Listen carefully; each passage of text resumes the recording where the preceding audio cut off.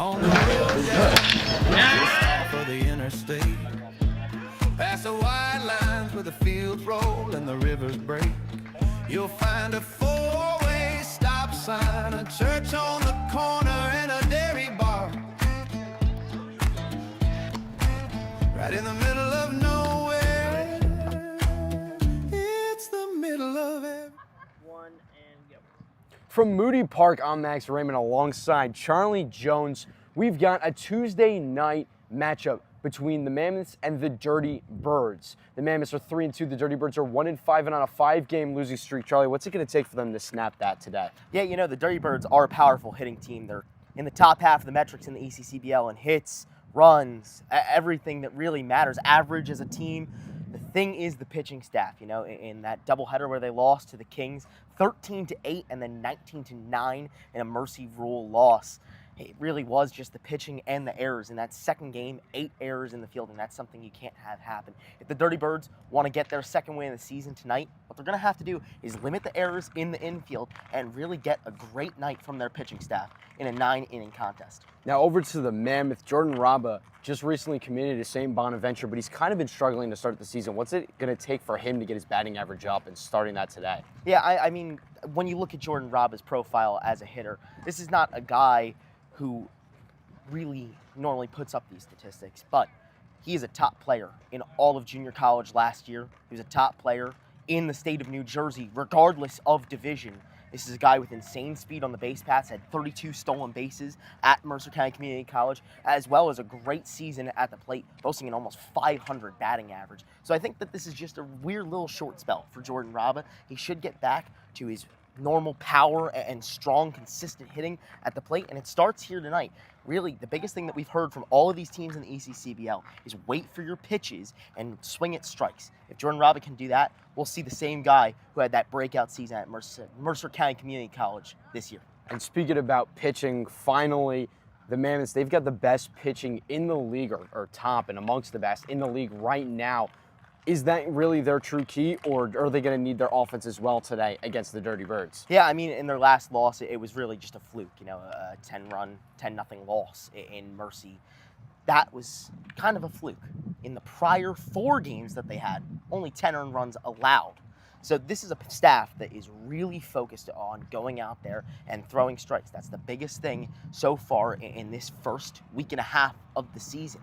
Whoever can throw strikes and whoever can be across the plate the most is going to win. That's exactly what the Mammoths have to do tonight, and that's exactly why they've been so strong through the first 5 games of the season.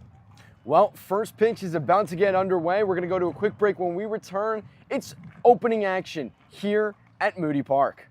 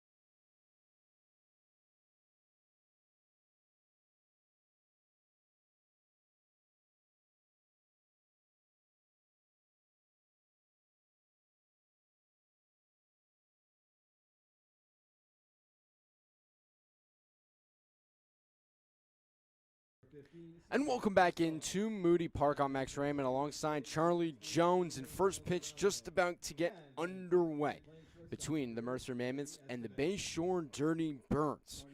For the Mammoth, they are the home team out there on defense with Graham Ross, the starting pitcher for today. As we listen to the starting lineups getting announced, a couple of returning or new players finally returning to availability for the lineup for the Dirty Birdz as well. And when speaking with their head coach, he's excited to get to see his team finally built out, feeling that although they're 1-5, that doesn't represent what the team is going to become once he finally gets a lot of his players back from either the high school or injuries or wherever they have been finally returning for this summer program. Yeah, no, for sure. For the Dirty Birdz, I mean, Coach McHugh has basically been playing with half a squad for the first 6 games. And when you're put in that situation, it's not exactly what you want, but it's what you have to deal with. Now, getting some of these guys back, these players who are coming into this lineup today, some of them are D1 commits. Some of them are D1 players. These are really strong guys who the ECCBL has not seen yet and get the chance to perform on this stage. They could be massive factors to a Dirty Birdz comeback from their 1-5 start. And for the Mammoths, in their dugout, no Rich Carabelli. He is not available to be here at the ballpark today. How is that potentially going to play into a factor with their squad not having their head coach available today? Yeah, I know. With the Mammoths, they're a team that runs off a lot of chemistry. Rich Carabelli has tried to bring in guys who have played for him before, who he has been with before. Now, missing their head skipper, it could be a little bit of a difference, but Gary Conover and Nick Samaras in the dugout should be ready to fill in that role today and carry on those duties. Stepping into the box, it's Braden Drago. As get your scoring books ready, we're underway. The first pitch to the Albright commit in there for a strike. And this one is underway with the two teams, the Dirty Birdz, on a 5-game losing streak, and the Mammoth coming off of a 1-game losing streak after dropping their lone one Saturday game 10-0. As Drago is going to sky that one over to right. It's going to be playable. Settling under it and making the play is Stewart for out number 1. Number 17, the catcher, Ethan Nepomuceno. And now the catcher for today, Ethan Nepomuceno.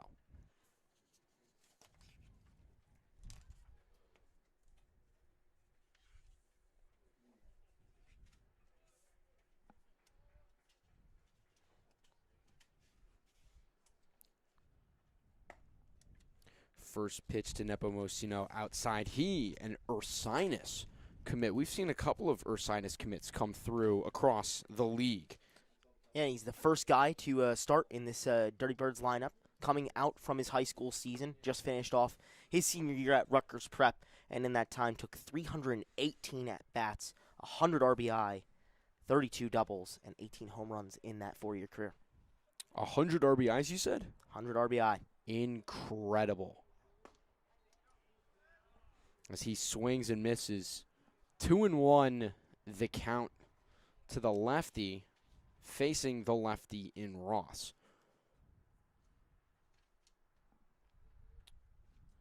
2-1 with 1 out. Lifted down the third baseline. It'll get out of play. And so now 2-2. Defensive alignment for the Mammoths. It's Bonner, Mulhern, and Stewart left to right in the outfield. Tomei at third, Raba at short, Williams at second, Hughes at first, and Graham Ross throwing to Lucas Mullen at the plate. 2-2. Swung on and missed, strike 3. And that right there is out number 2.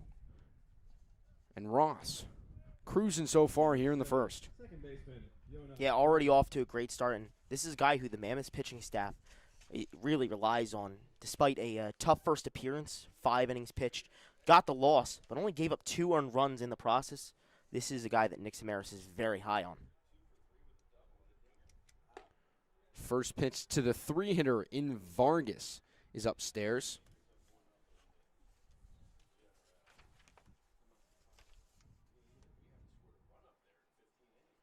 Vargas committed to Caldwell. As he swings and misses. Count now 1-1. You mentioned it pregame about how important it is for Coach Aaron McHugh to get these guys back from their high school seasons. This is another one right here taking his first at-bat in the ECCBL. So Vargas, 1-1 with 2 outs. Watches that one outside. 2-1. Another lefty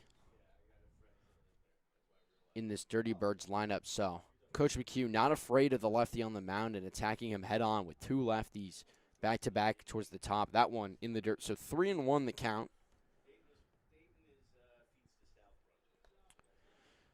Top of the first, no score as the Dirty Birds try to get their bats going and try to find a way to climb out of this 5-game skid that they've been in. They beat the Kings 3-2 in their first game of the season, as that one's fouled straight behind us. And they haven't been able to win a game since. They lost in that doubleheader 6-1 to the Kings. Then they lost to the Kings again 11-3. They lost to the Capitals 12-11. And then they lost to the Kings twice this past Saturday, 13-8 and 19-9. That one ending in 5. And so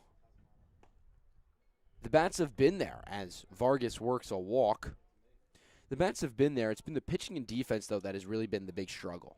Yeah, I mean, aside from the 8 errors that the Dirty Birds had in that final game of a 2-game set against the Kings on Saturday, they were strong at the plate. 8 runs in the first game brought across home and 9 in the second. This is a team with a lot of power. They just got to control their pitching and infield to support and supply that tough lineup to get through at the plate. Enrico Tufano, a commit of Franklin and Marshall, batting .333 so far this season in the 2 games that he's gotten to play.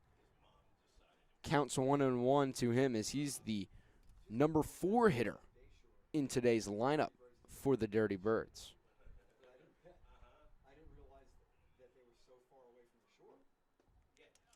Swung on and miss. 1-2 now the count.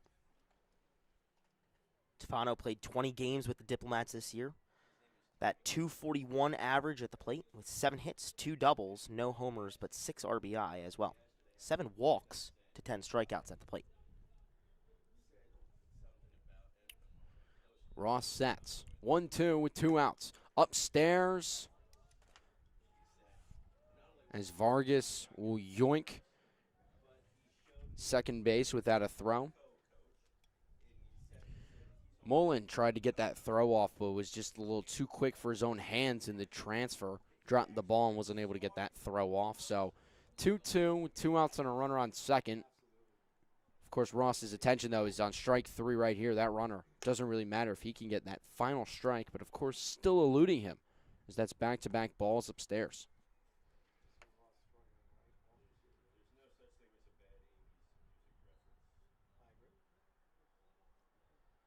Count runs full, 3-2, 2 outs, so Vargas over on second will be in motion as Tufano will call timeout. He'll step out and reset before stepping back in for this ever-crucial 3-2 pitch. As this, an opportunity with a runner in scoring position, an early chance for the Dirty Birds to kind of give their pitching staff the always needed run support.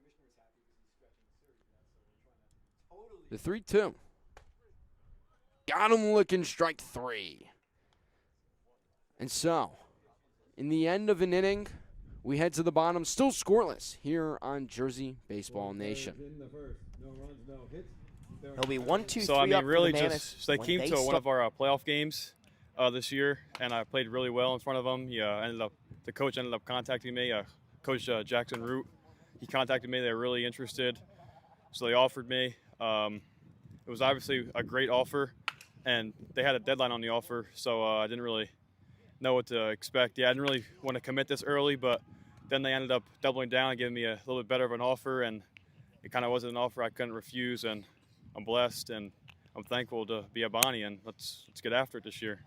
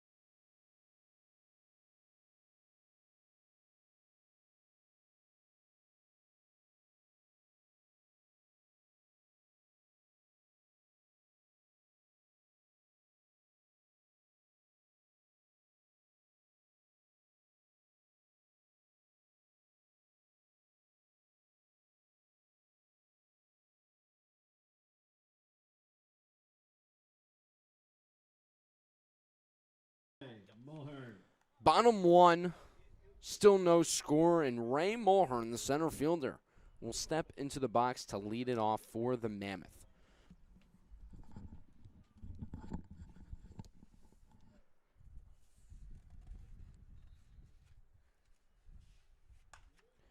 And he's going to loop one into right field. It'll be caught, though. Just hung up a little too long there. And Maldonado out in right field will make the play. And for the Dirty Birds out there on the mound, it's Alex Hart, Shortstop, Jordan. number 14, going to FDU Madison, D3. So far in the ECCBL, he's had 1 appearance, 2 innings pitched, gave up 4 hits, 3 runs, 2 earned, 2 walks, and a strikeout. So plenty to work on.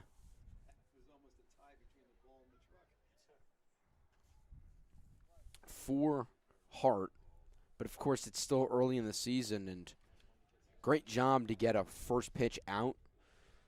And now 1-2 and ahead, big in the count against one of the most revered hitters in Jordan Raba. And he gets some swing, and the ball kicks away, though. And so Raba will be able to advance to first. He'll get there safely. So it's a strikeout E2, and Raba will advance. If you're the Mammoths, that's exactly how you want to start this game. You know, after the first flyout, you get one of your fastest players on the base paths, albeit on a strikeout, but still on first base. Now, with a chance to swipe more bags, as he's done 32 stolen bags at Mercer County Community College this previous year. It's going to be Jack Hughes in the box now for the Mammoth, as Raba stays put on the first pitch. Hughes this season batting .091, as Raba had a pretty big lead on that one. This could be 2-0 to Hughes. Another guy who's kind of been, you know, he's had some ups and then he's had some downs. And it's just the lack of consistency that's really been plaguing this whole Mammoths roster.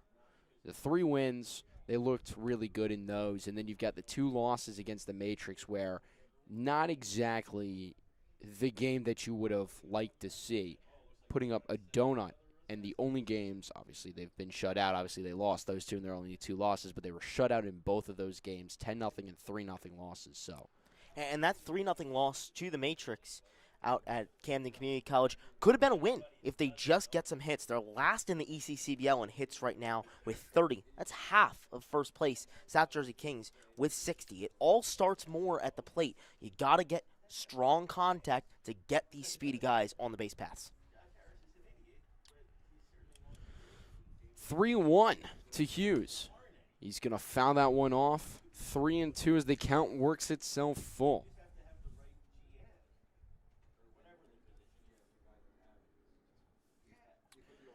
3-2 with 1 out. And the shortstop in Raba looming over at first base. Hart deals, swung on and missed, throw down to second. In time, strike him out, throw him out. And that'll be 1, 2, 3, go the Mammoths. We'll head to the top of the second. Our score, 0-0.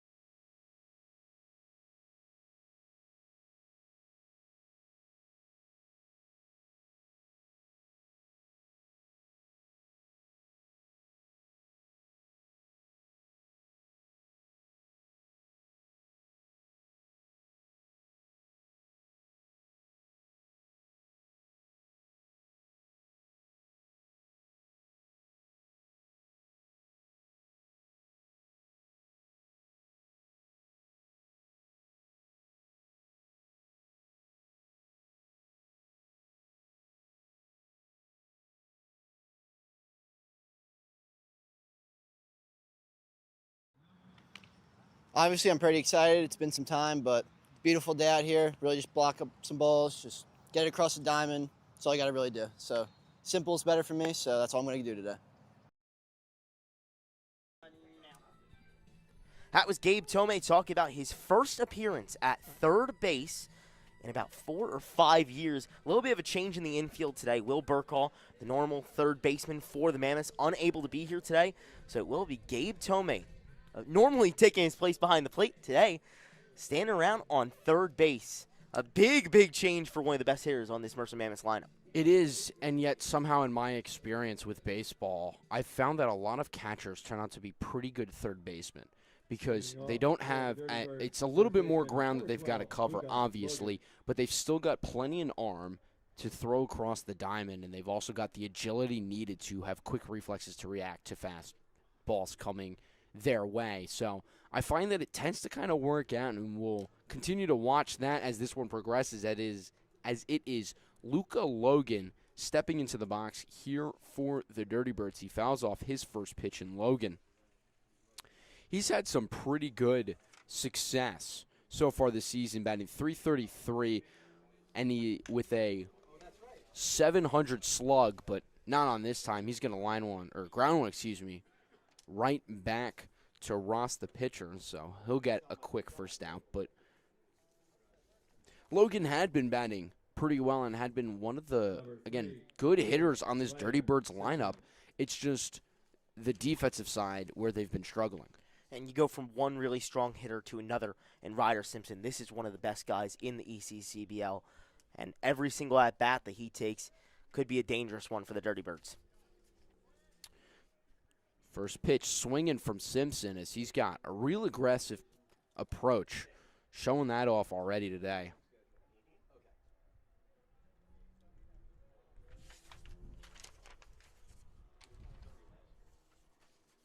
Oh, 1 to Simpson.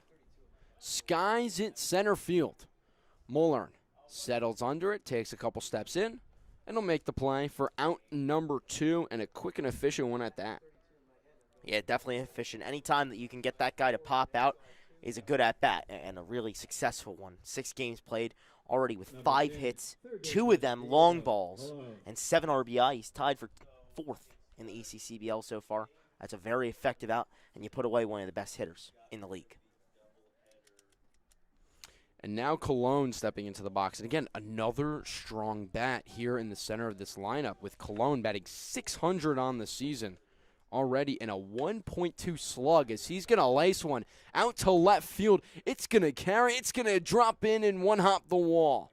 Cologne's going to round first, and easily jog into second with a 2-out double.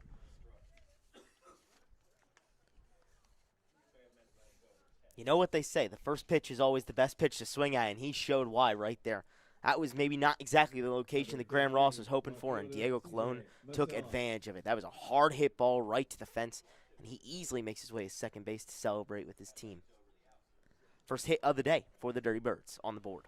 First hit of any team goes to the way of the Dirty Birds. And now here is Masella. And Masella, great speed. He, this past weekend, was the leadoff guy. Stole a bunch of bags, got a bunch of hits. He was a reason why they were able to produce as many runs as they did. The Dirty Birds, while they did kind of get smacked around for 31, they did score 17 runs offensively across the 12 innings of baseball played. And a lot of that had to do with Masella and what he was able to produce. And so, going to look to him for some production. And I find it rather intriguing because this past weekend it was Masella 1 and Maldonado 2 in kind of the lineup that we got to see. And now today they're still batting one in front of the other. It's just a bit later in the lineup. Yeah, changing things up. Maybe take some of those guys who are very effective and can be some dangerous base runners as well. Move them a little bit down the lineup and try and even things out and being consistent hitters 1 through 9. 1-1, pop down to play, 1 and 2. 1 through 10. Excuse me, I forgot about the extra hitter here in the ECCBL. Fun little rule that gives these guys who are trying to continue their success in their spring season or get some more opportunities a chance here in the summer. Yeah, I really like the extra hitter with just, again, guys that are just simply trying to get more reps. It gives them that opportunity, and it allows teams also to take advantage of a deeper bench, because a lot of these teams are pretty deep, especially like the Dirty Birdz. Is there's a runner taken off for third. Ball's dropped. A great throw there by Mullen, but just not able to catch it. Put on the tag is Tomei. So getting challenged already over there at third base, but you know what? He did a good job of keeping it in front of him, though. That is for certain, and definitely saved a run by keeping that ball at third base. Just got to get that snap tag down. And it's tricky going across your body, getting it back over there. It may not have been right on time, but he does look quite confident at third base. Switching over to a position that's so different from catcher has got to be tough, but he's also very connected with Lucas Mullen in the sense that he knows what it is like to be behind the plate.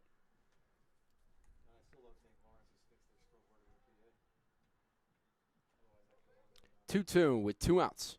Swung on and miss. Actually tipped into the glove, but either way, it's strike 3, and so that will end the top of the second. No score as we head to the bottom when the Mammoth will come up to bat. The Dirty Birdz nothing, the Mammoths nothing.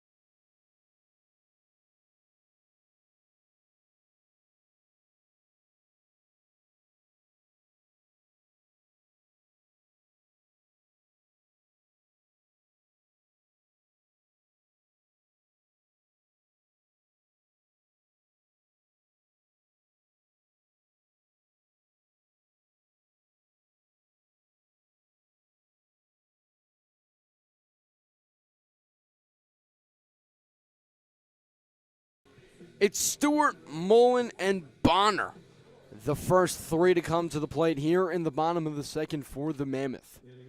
We're tied up with the Dirty Birdz at 0. Back out for another innings of work, Alex Hart, who ended the bottom of the first, with a strike him out and then a throw him out, assisted by Nepomuceno, the catcher for the Dirty Birdz. He's already ahead 0-1. As that one fouled down the third base line, now 0-2 for Hart, who only threw 11 pitches last inning. Quick and efficient. That's what you want to see out of especially your starting pitcher if you're looking to get him to go deep here in a 9-inning game. Especially with how shaky the Dirty Birdz pitching staff has been so far, you're more than happy to have an effective inning. This one now, the 0-2 loop to left and caught there, struggling maybe with a little bit of the sun, but making the play is Masella. And so that the first out of the inning. Number 21, the catcher, Lucas Mullen. And now stepping up, it's Lucas Mullen. Batting 143 so far on the season. He's got a hit, a run scored, and a strikeout. A commit to TCNJ. The first pitch he sees is a strike, and Hart. 4 pitches, 4 strikes so far. 5 pitches, 5 strikes, as this one's going to be popped up into a little bit of trouble, but Maldonado calling off and making the play as that ball started drifting into no man's land out there in a tricky spot. Number 34, left fielder, Joel Bonner. And now Joel Bonner will look to try to find a way to change the course of this inning.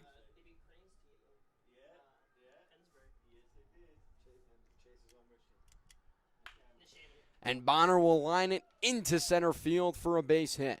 And this one's going to kick away, and Drago's going to misplay it, and Bonner will take advantage and head to second base. Single and an error on Drago in center. And the Mammoth got their first base hit of the day.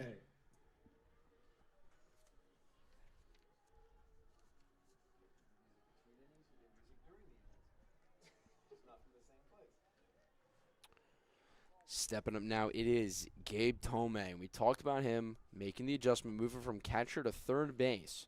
But now he's a hitter, and that still remains the same. First pitch, he sees a ball, and finally the first ball of the inning thrown by Alex Hart. He's a very effective hitter as well, Gabe Tomei. You got to be careful with him. You saw it on the first pitch, throwing a ball there. Another one right there as well. Tomei really, really strong at the plate. Already through 5 games, boasting a 3.08 average. 4 hits, 6 RBI, 1 walk, as well as a stolen base. And crossing home plate twice. This is one of the most consistent guys on the Mammoths lineup. Fouls that one off, so the count runs 2-1, and Hart definitely pitching cautiously here, getting into the heart of this Mammoth batting order. And still a lot of speed and a lot of damage that can be done. This Mammoth lineup can really run up a score. But again, the inconsistency can see them boast a donut. Now, granted, the only time they've been shut out were against the Kings, who, when we spoke to both coaches that are here for the Mammoths, they stated how they feel like the Kings just might have, excuse me, not the Kings, the Matrix might just have their number. As Tomei's going to work a walk. So now we'll step up Q Williams.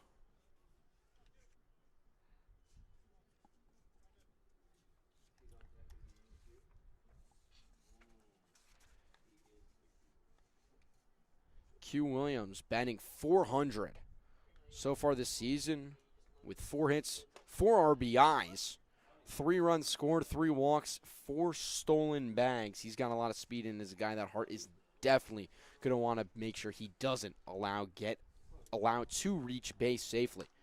As Q's going to foul that one off, and the count runs 1-1. But again, a really efficient start to the day for Alex Hart. Yeah, he's been very strong so far with his stuff. Great pitch mix. That one's going to get fouled off, and it's going to catch a little bit of Nepo Musino. But Hart is up in the count now, 1-2, I believe. Our scoreboard says 0-2.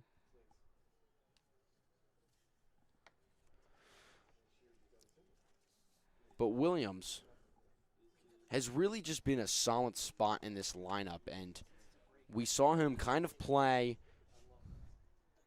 We saw him play in the scrimmage game. We saw him bat leadoff, and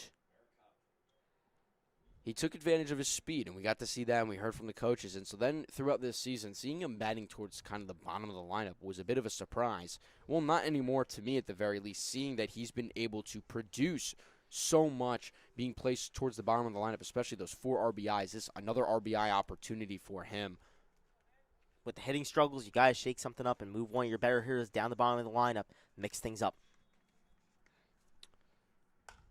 And that one's going to be looped over to right field. Maldonado will make the play to end the inning.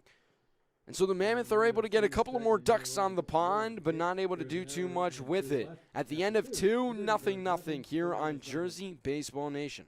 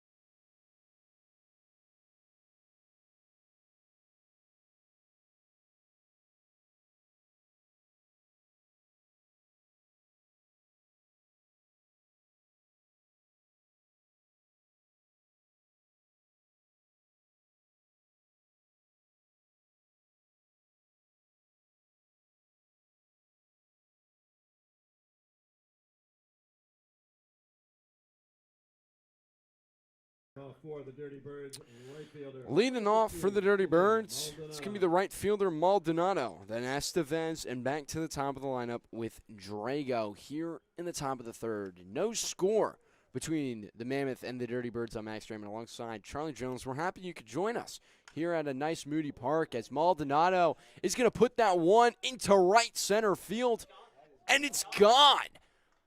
Esa pelota se fue. A home run there today for Maldonado and the Dirty Birds. They've got a 1-0 lead.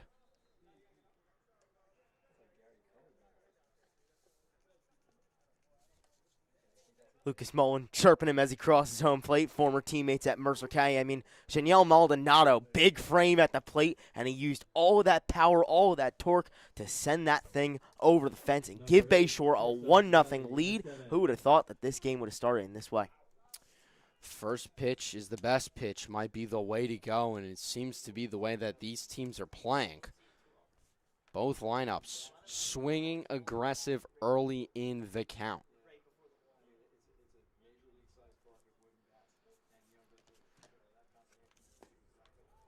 And now Ross will look to adjust and respond to the home run that he just gave up. The first pitch to the 10-hitter and shortstop Estevez is a ball. So 1-0 is the count.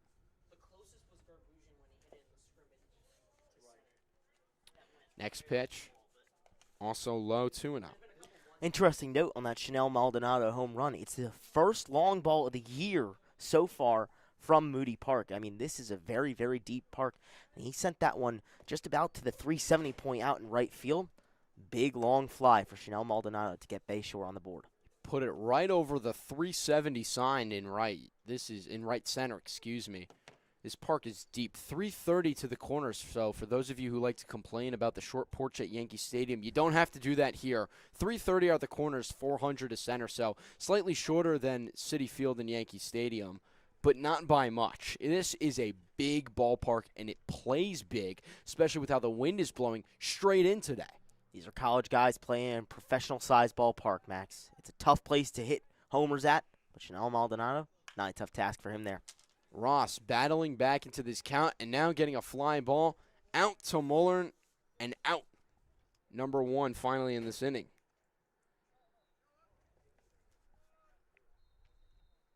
One nothing. The Dirty Birds lead it here in the top of the third.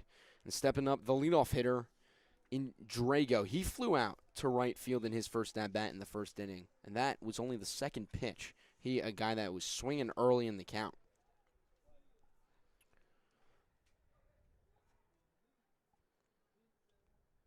Ross will deal. That one, a little bit of a spinner. Probably tried to go with a breaking ball that didn't break as it hung upstairs, but a little too high for Drago to do any damage to it, so ball 1.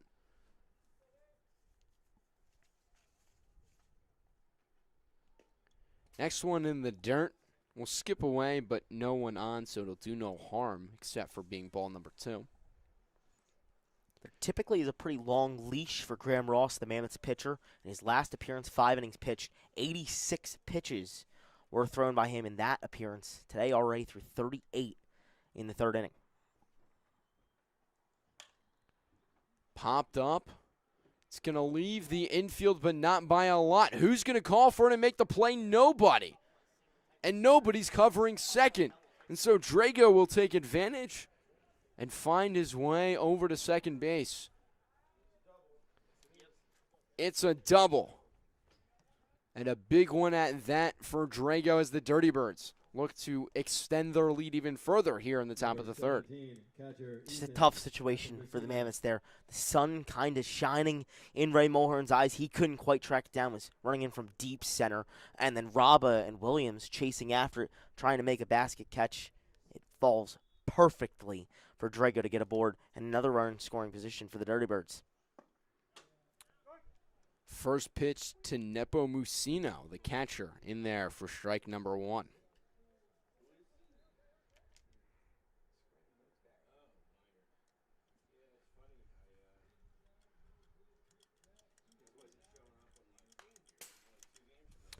Next one fouled off, so 0-2 the count.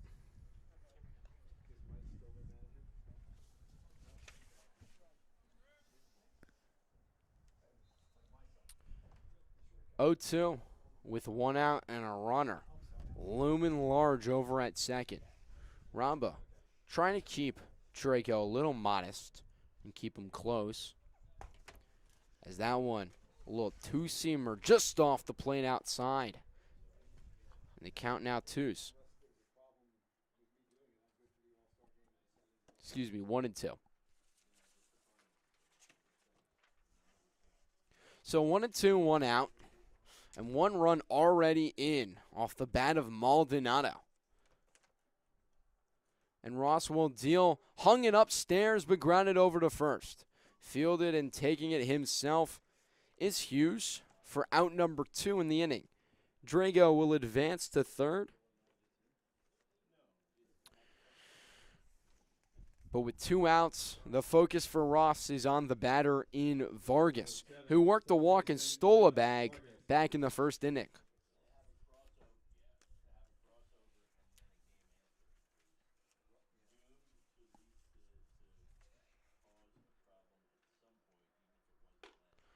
Vargas swings and misses at the first pitch.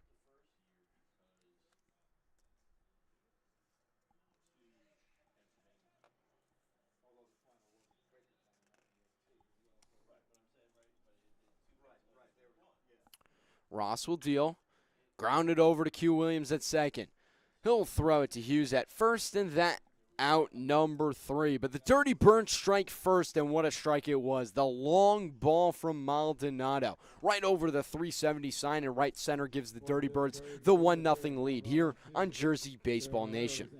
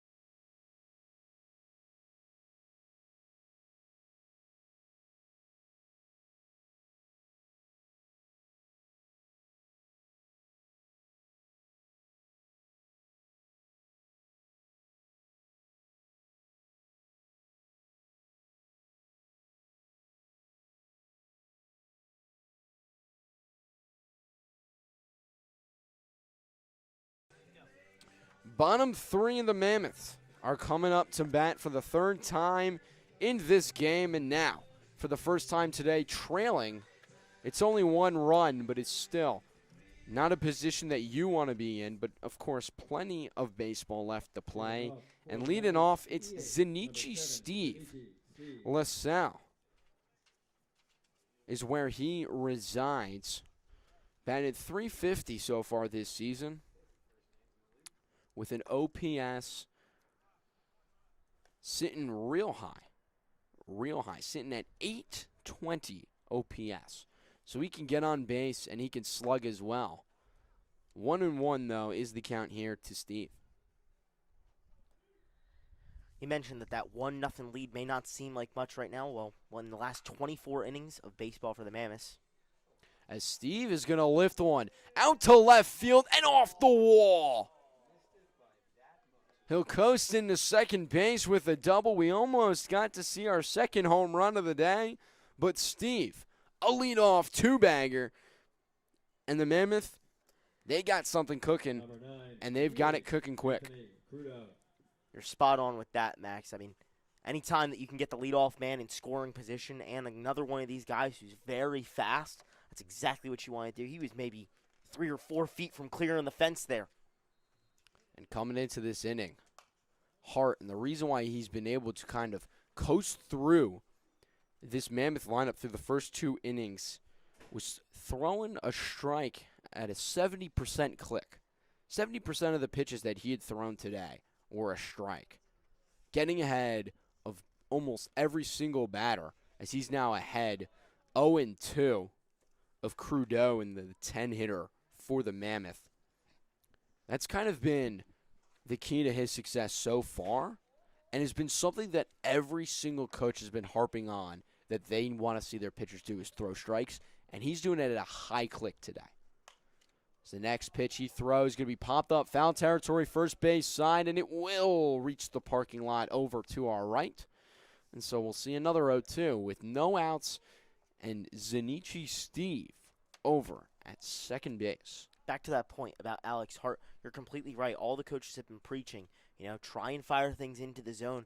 A lot of these hitters are kicking off rust. You want to just go right back at them, right down the middle of the plate. That's exactly what Hart is doing and doing it well. Next pitch also fouled off, and so we'll do it again. Sorry, you go ahead. Because from a hitting perspective as well, we've talked with a lot of these coaches, and they've said you want to get yourself into high leverage counts. If you can take balls, take them while you can. 2-1, 3-1 is a hitter's count, and I'm expecting you to swing away there. Well, for Alex Hart, he's had a lot of 1-2, 0-2 counts where he gets way ahead and then can start to fool with these hitters. I was going to say the strikes continue to pour in for Hart. For this at-bat, he's thrown another one. That chopped, it'll stay in fair territory. Fields over to first for the out. So first down of the inning there. Cologne will flip it over to first to Tufano. And that will be out number 1. But a great job there by Steve to advance over to third. And so now Mullern with an opportunity to drive a run in.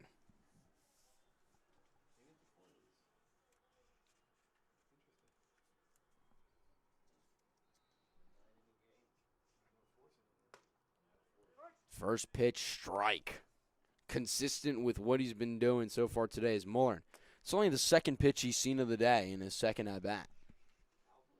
Lined out to right to Maldonado on the first pitch that Alex Hart threw. He's going to wave at that one. Little breaker that caught him swinging, so now the count 0-2. Interesting note on the Dirty Birds, playing in on the infield grass at the corners, third and first, maybe trying to fire straight to home to get the runner at third in Steve. I think they might have been more anticipating a bunt here. But either way, it's going to be a hit, a ball in play. It'll count most likely as a hit. A base hit and an RBI for Muller. As the Mammoth answer right back and tie this one up at 1. But a great job there by Estevez to at least keep the ball in the infield. By doing that and keeping it in the infield, you stop and prevent Muller from advancing to second and getting in scoring position for Raba, who is due. He is due. And the first pitch, he's going to swing, hit it to Cologne. Cologne's going to bobble it. Raba is going to take off for first and reach safely. So another not so clean base reach for Raba, so at least his on-base percentage gets to climb up just a little bit more. But the batting average stays down, and that's something that he's definitely been working or trying to work on this season. And for Bayshore, the defensive struggles continue. 9th error in their last, 8 innings of baseball. That's exactly the recipe for the Mammoths to get back into this game. Capitalize on Dirty Bird's errors like we just saw there. Hughes ahead in the count 1-0. He struck out swinging in the first inning.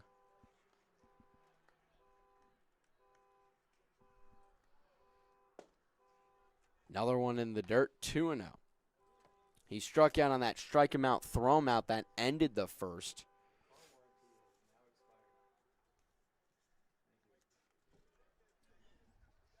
He's ahead in the count 2-0 with 1 out and runners on first and second. He's going to pop it up.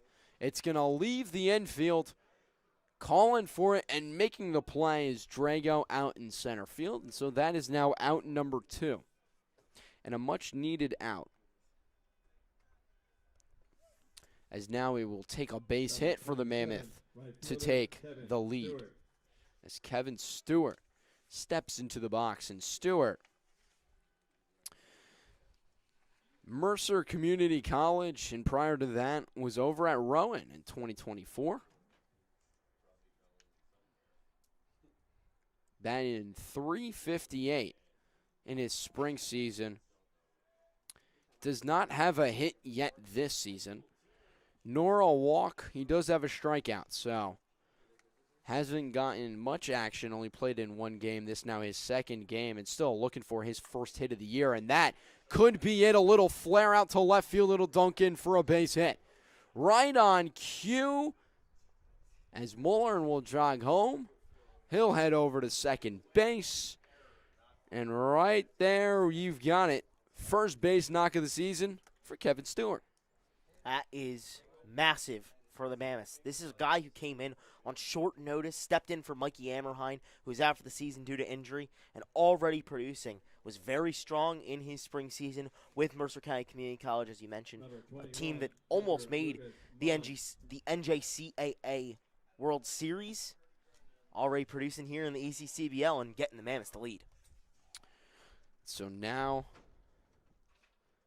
it is the catcher in Mullet with the beautiful Tatis wood bat, the Victus Tatis series bat that is just so gorgeous. It's a bat that every time I see in Dix, I think about grabbing and swinging and considering having it in my home and taking it to the cages. But, of course, I also know that my track history with bats is not the best, as I somehow managed to break 2 metal bats in high school. Oh, boy. Don't ask me how I did it, because I couldn't tell you. But it happened. So don't trust myself with any wood bats in my hand. But then again, I'm also a PO, pitcher only. So makes sense that I don't have a good swing that will be able to have a bat survive. Anyways, back to the game. And Mullen, we'll see a strike there. So with 2 outs, runner over on second and third. The count is now 1-2.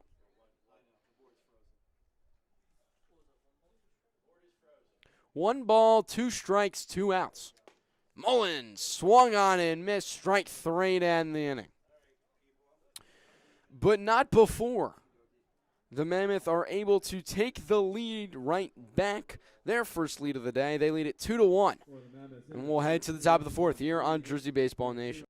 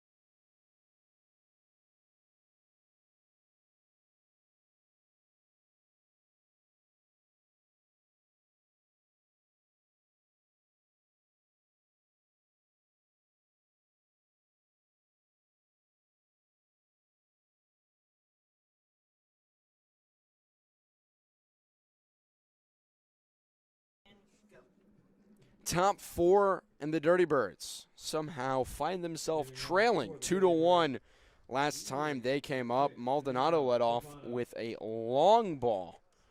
And yet the Mammoth found a way to rally back 2 runs. They lead it 2-1 as Tefano steps into the box and takes ball 1. Tefano batted back in the first inning where he struck out looking. That was out number 3 of that inning. Now he's back up again here in the 4th, and he chops one to Raba, who can't pick it cleanly. Still fires over to first. Hughes does a great job keeping it in front of him. But Tefano will be safe, and that one, an error on Raba, who just wasn't able to pick it clean. Yeah, tough play down low. And you mentioned, how do the Bayshore Dirty Birds find themselves down 2-1?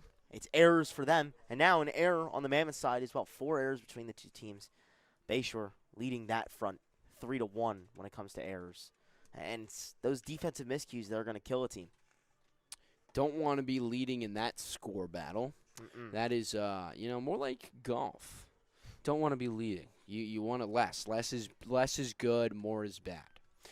Anyways, Luka Logan now stepping into the box, and Logan, on the second pitch of his first at-bat, chopped one back up to Ross, who then threw to first to get him out, and that was the first out as he led off the second inning. Now here, batting second in the 4th inning, he's ahead in the count 2-0.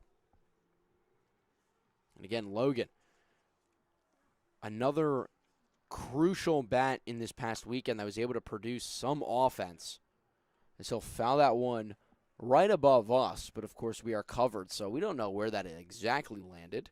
All we know is that it landed in foul territory, and so the count's now 2-1.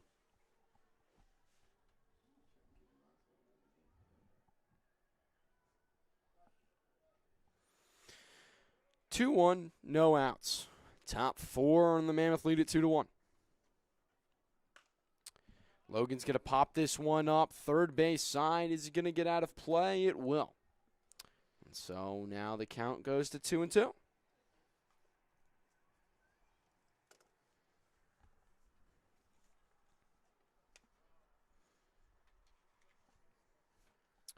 Graham Ross out there for a 4th inning of work. Ross has thrown 51 pitches up until this point, so still relatively economic. Not perfect, but in a good place to go deep. Yeah, Nick Samaras is fine to have Ross go as deep as 80, 90 pitches. That's one of his biggest strengths. Length, length, length. Be out there, eat innings, and try and be as effective as you can. 51 pitches is a great spot for him to be at right here. Next one high, and so the count will run full. As we see a couple of guys over in the Mammoth's pen, some guys throwing some plyos, other guys just hanging out, so no one quite yet warming up. And for the Dirty Birds, the same can be said for them. As that is ball 4, and so Logan works a walk. 2 runners on with nobody out for the Dirty Birds. Ryder Simpson. And now here is Ryder Simpson, the DH for today. As without a doubt, we know that Hart will be coming back out for a 4th inning of work. And for the Mammoth, it still remains Ross's ball. So the first pitch is going to be slapped to the right side, the first base line, and in foul territory, making the catch and firing it in is the right fielder for the Mammoth in Kevin Stewart. So he gets an RBI base hit and then makes a really nice play, showing off his mobility and range, getting all the way in foul territory to make that catch and record the first out. And that is a crucial one. With runners on first and second, you want to try and keep them put. That's exactly what they do there. 0 outs and 2 base runners on is a scary position to be in. Now with 1 out and a chance to turn a double play, much better chance for the Mammoths. Ross will deal in the dirt to the 7-hitter in Cologne, who hit that double and then stole a bag back in the 2nd inning. However, wasn't able to score, but was the first kind of scoring opportunity and big-time threat that the Dirty Birds posed offensively today. 1-0. with 1 out, 2 guys on. In there for a strike, the two-seamer. And Cologne does not agree. But, of course, with that two-seamer coming from a lefty to a righty, it looks like it's going to hit you, and then it's going to tail away and into the zone, exactly as designed by Ross. So Graham Ross, a great pitch there, fooling Cologne at the plate. 1-1, 1 out. That one breaks into the zone, 1-2 now the count.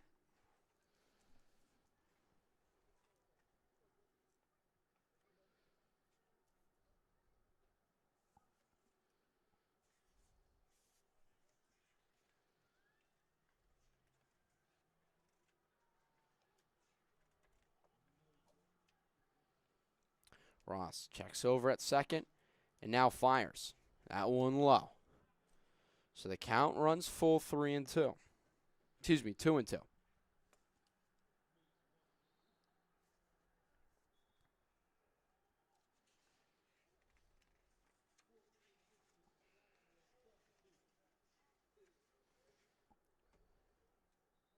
The 2-2 from Ross.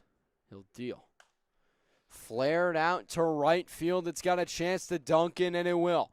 Stewart stumbles, unable to pick up the ball, and so a run will score. Cologne will reach first safely, and Tufano will come all the way around to score and tie this one up as Logan advances to second. And Stewart's down, and so we're going to throw into a quick break here on Jersey Baseball Nation. We'll be back with more when we return.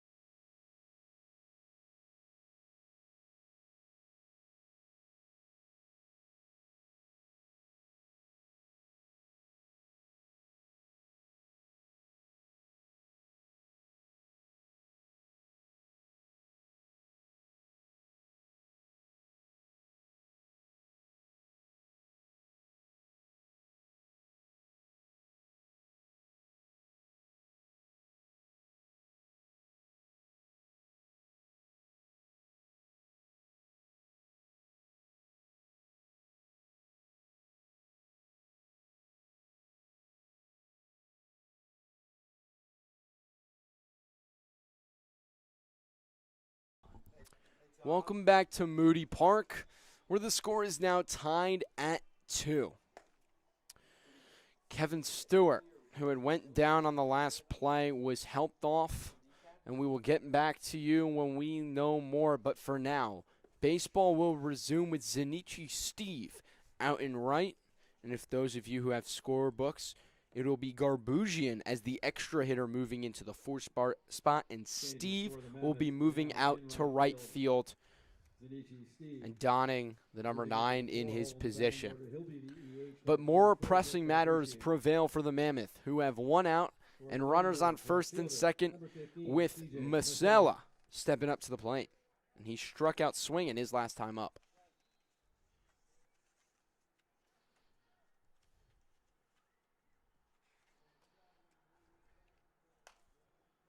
First pitch he sees pop down the first base line. It'll go out of play. Quick update on the injury to Kevin Stewart. We've heard from team officials that apparently it is a kneecap injury on that left leg. He was unable to put weight on it as he was coming off the field. It's another tough blow to the outfield for the Mammoths, who already lost Mikey Ammerhein. Stewart was the replacement for Ammerhein, now down 2 right fielders. As Marcella shows bunt, but is unable to make contact, and so the count is now 0-2. And you can believe that the bunt is off.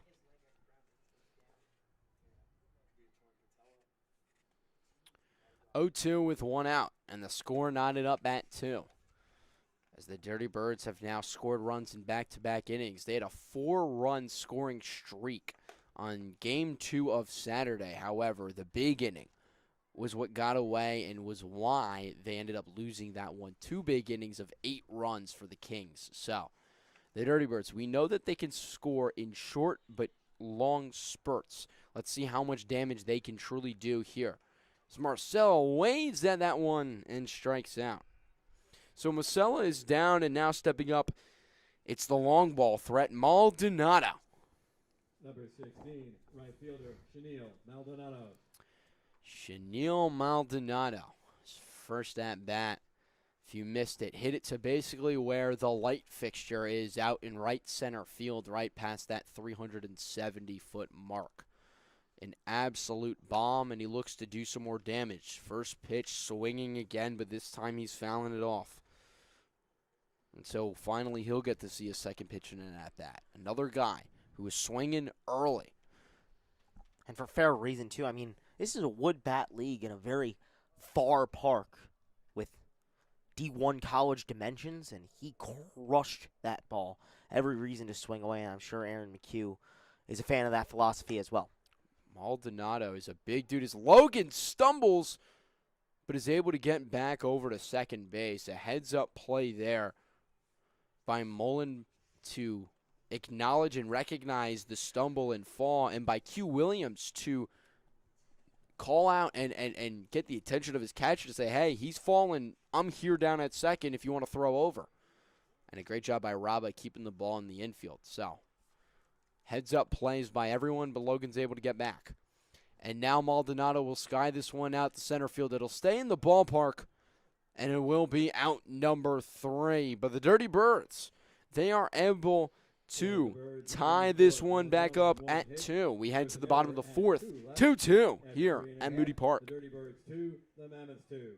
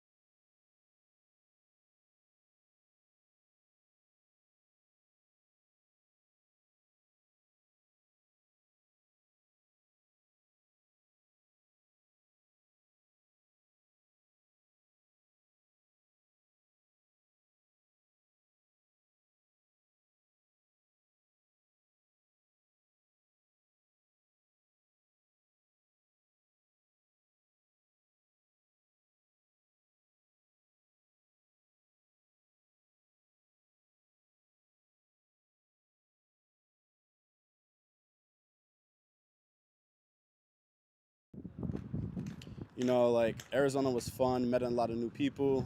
I love those boys. They're my brothers for life. So coming back home, it means a lot to me because now my parents come to the game and watch me play and stuff like that. They didn't really watch me, no college game. They had to watch it virtually. So now, like, being back home means a lot. We return 2-2 after hearing great insight from Q Williams, and what an incredible personality he is. I'm so incredibly excited to get to work with him further throughout this season. But a new wing out there, and before we get to him, we get Alex Hart in his final line. 3 innings of work, 4 hits, 1 walk, 3 Ks, only 1 earned run, 2 runs scored, no hit batters. A great work for him. 46 pitches through 3 innings of work, really efficient. And that's exactly what you need if you're skipper over there in the Bayshore Dirty Birds dugout. Aaron McHugh, you know, you've had a lot of guys go out there and give up hits, give up runs, and the infield certainly hasn't helped. To get a guy go out there and pitch effective innings and be strong is a great sign of improvement for Bayshore. And so now on the mound, it's Aiden Patisco, number 1 on the back of his jersey, and number 1, the pitch that he throws on the day is low and in the dirt.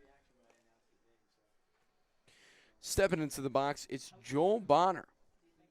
Singled and reached second on an error back in the 2nd inning, but also was not able to score. So both the Dirty Birds and the Mammoths threatened in the 2nd but couldn't score, but then turned around and scored in the 3rd.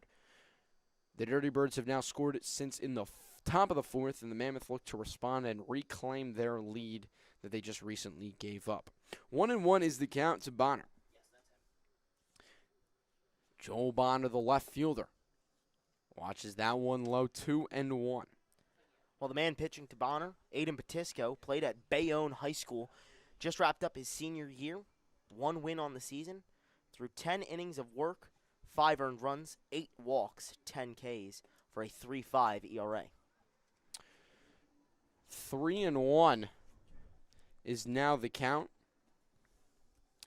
And Patisco struggling to make that transition from the outfield bullpen to the mound here on the main stage at Moody Park.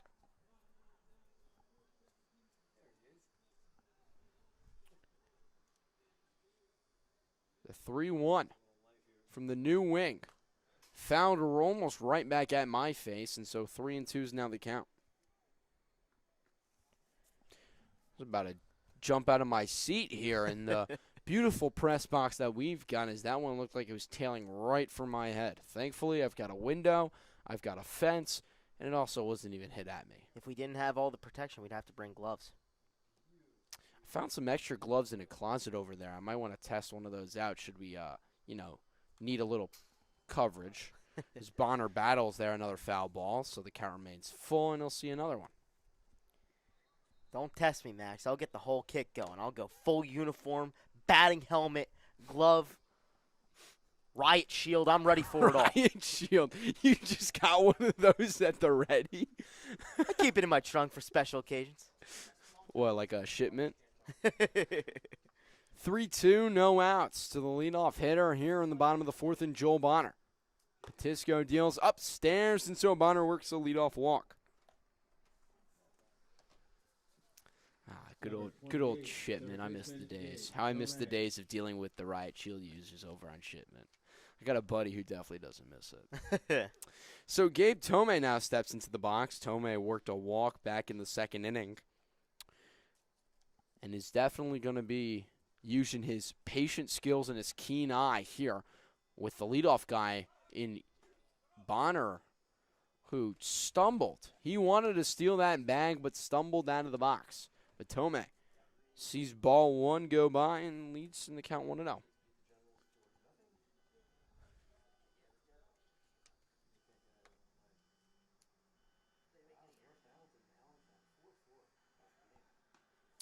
Checking over on Bonner, over. Not surprised to see that throw over.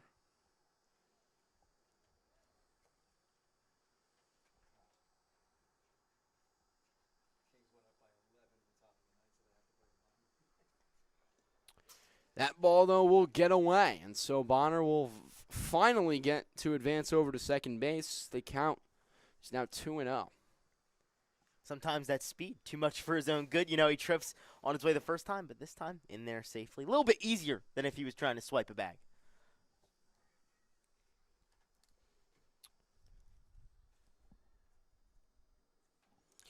Two and 0 to Gabe Tomei, the third baseman today. Again, we talked about it. Will Burkhaw not available. So Tomei doing the job over at third as he lines one right back to the pitcher. And so they'll be able to field out number one. And Patisco seems to be okay as he wore that one off of Number 3, the rear end. Williams. Able to keep it in front of him, so a good job using what his mama gave him. Putting it to work, keeping it in front of him, and making the play. So he'll get an out. But Bonner's able to advance over to third, and now Q Williams an opportunity for his 5th RBI in the season.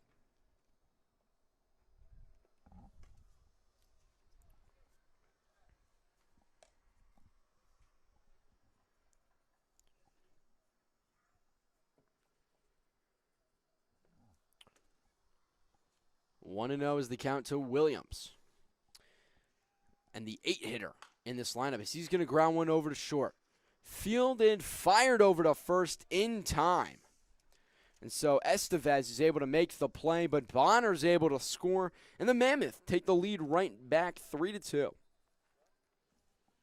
That's exactly what consistent hitting produces. For the Mammoths, they haven't had consistent hitting all year. Today, so far, 5 hits already, and because of that, 4 hits, already, and because of that, you bring home those runs. With the speed that you can have on the base paths, you get into scoring position pretty easily, and even those fielders' choices end up as RBIs. Zinichi Steve will ground one over to his coach, make the play, and so he'll step back into the box with a 1-0 count. Or 0-1 count, 0-1 count.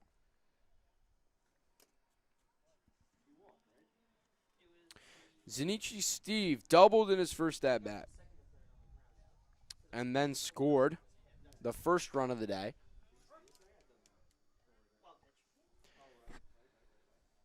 Next pitch in there for a strike, so 0-2 now is Steve behind in the count. He's going to ground that one over to first, and it splits the wickets. 5-hole and a base knock there for Steve. Right through the good old wickets, and that's why you got to keep your glove down. Pulling a little Dorn from Major League and a little Olay. Got to keep it down, got to keep it in front of you. And so a base hit there for Zinichi Steve. That one just skips away. And once again, another hit for the Mammoths. Another base runner. That is how you win ball games, and that's how the Mammoths have won their ball games this year. Consistent hitting and consistent base runners equals good things for Mercer. So up steps Crudeau. Grounded out 5-3, but was able to advance a runner last time up, which eventually led to Steve being able to score. He now steps up with 2 outs, and Steve once again on base. So Zinichi Steve with a 100% on-base percentage on the day. Also a 100 batting average. He's got a single and a double. So great start to the day for Zinichi Steve. Crudeau looks to get on the good old base hit train.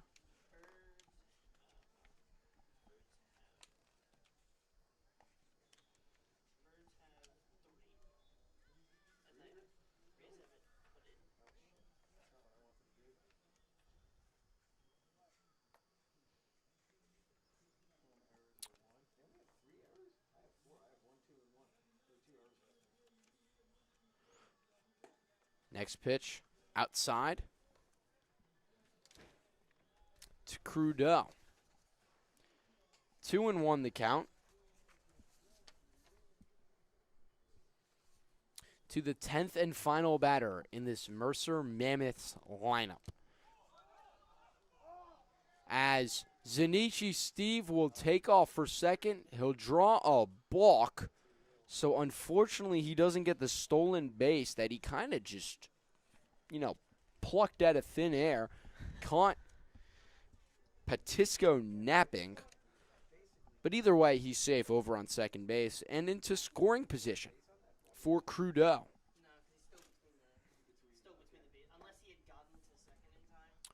Swung on and missed, so the count is now 2-2 with 2 outs here in the bottom of the 4th.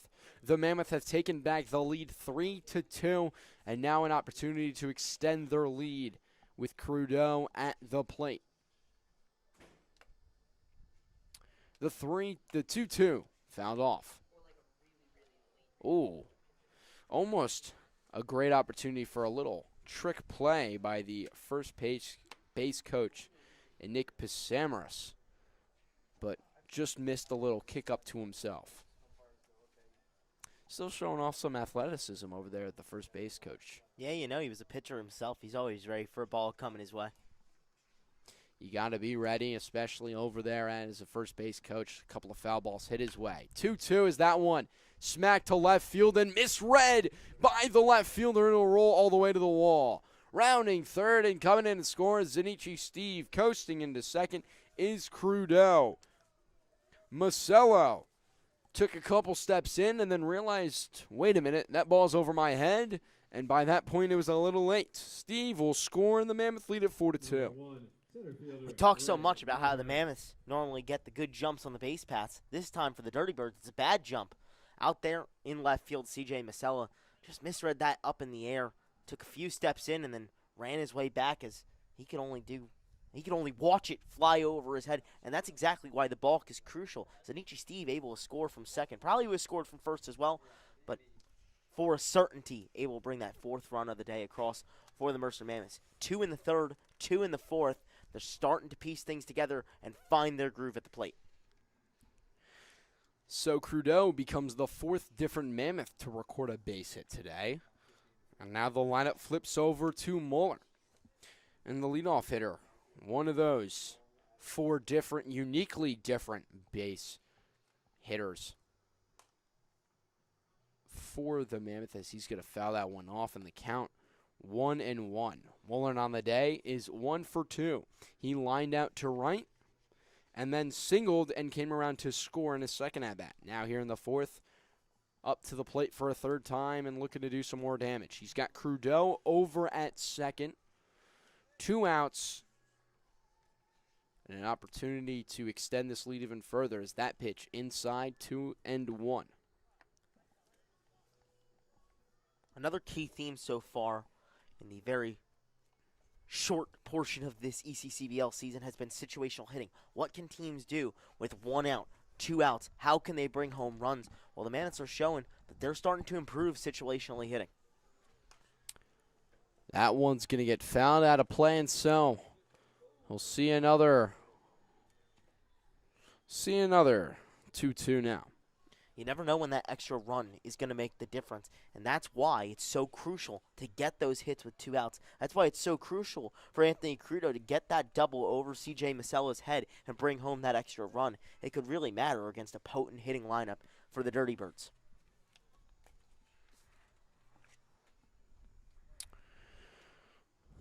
Two and 2 outs here in the bottom of the 4th. As Muller's going to line one over to second. It's going to get booted, and all the runners will reach safely. So another error, and now runners on the corners for Jordan Raba. And you've got to believe that this could be an incredible opportunity for Raba to bounce back. Mammoths have capitalized on the Dirty Birds' errors so far. Another chance to do it again right here. Jordan Raba, 0 for 2 on the day, yet somehow managed to reach base safely in both times.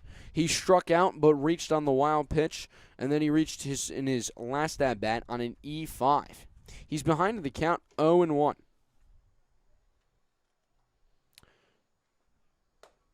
Outside, trying to be careful. The count now 1-1. Got to be cautious of a D1 hitter at the plate in Jordan Raba.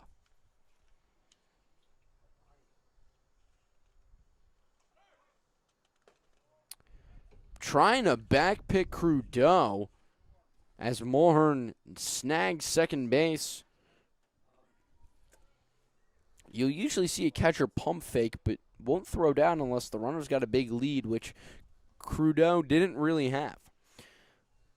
2-1 with the runners on second and third and 2 outs here in the bottom of the fourth. For the second inning in a row, the Mammoth have scored 2 runs. And they lead it 4-2.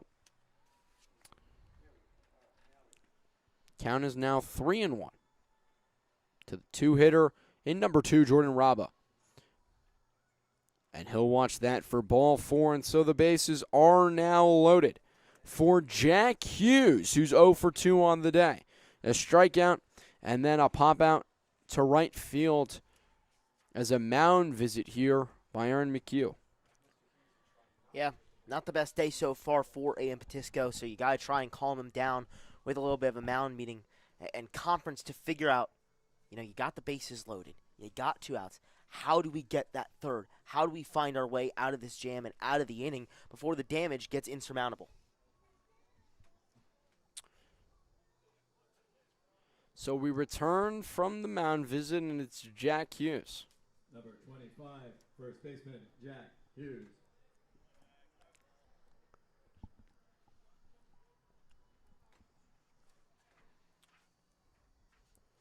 Two outs, and the Mammoth lead it 4-2 with an opportunity to grow this lead even further. The bases are juiced.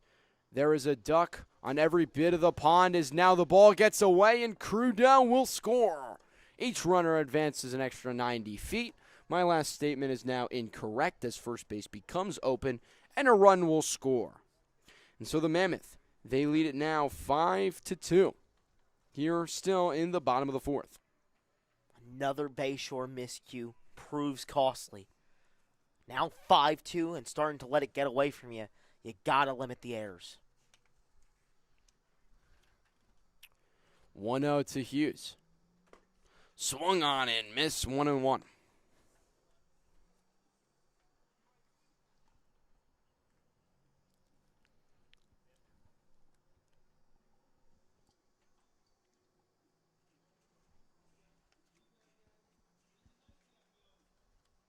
One and one.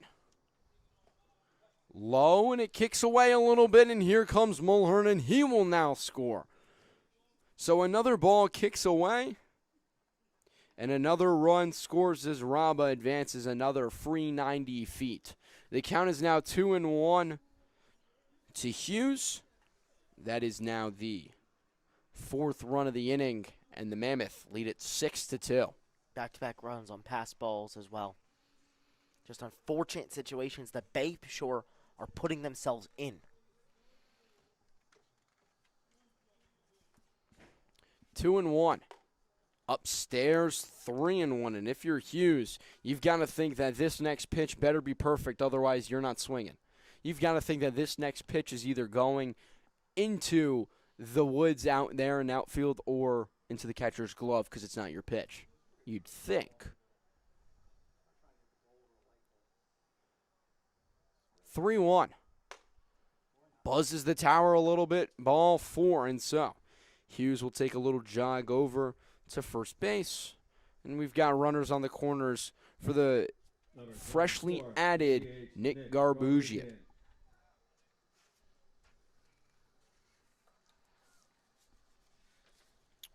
And another guy with a lot of power. We saw Maldonado go deep.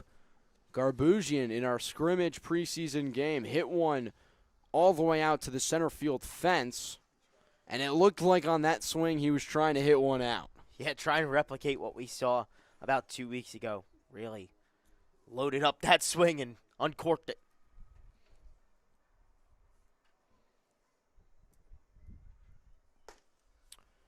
Upstairs for the first ball to Garbugian, who's now become the extra hitter after Stewart left the game with an injury.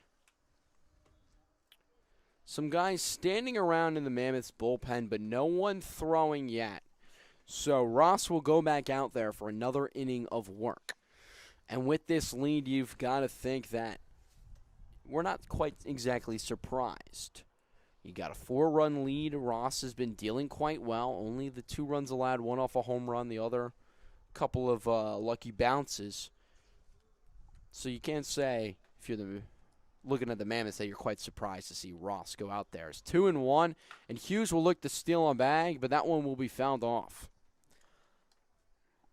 Yeah, and as you were just speaking about Graham Ross, 85 pitches in his first appearance of the season and threw 5 strong innings in that loss to the Matrix. So far today, 4 strong innings. Only 2 runs, one of them is earned, 2 walks, 4 strikeouts on 67 pitches. He can still throw about 20 more. Just got to try and get through one more to that 5-inning threshold so that the Mammoths can try and just go 2 pitchers the rest of the way. And so that he can get credit for the win, as this one's going to be inside. Napasimo is going to keep it in front of him. And so at least Rabo will not be able to score on that pass ball, but the count is now full. 3-2, 2 outs.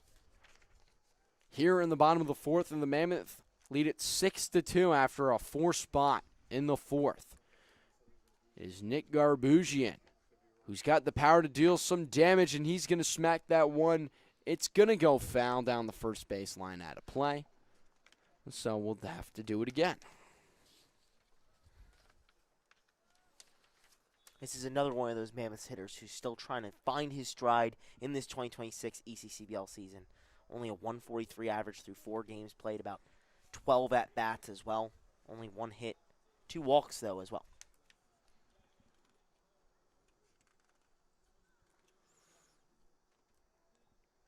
The 3-2.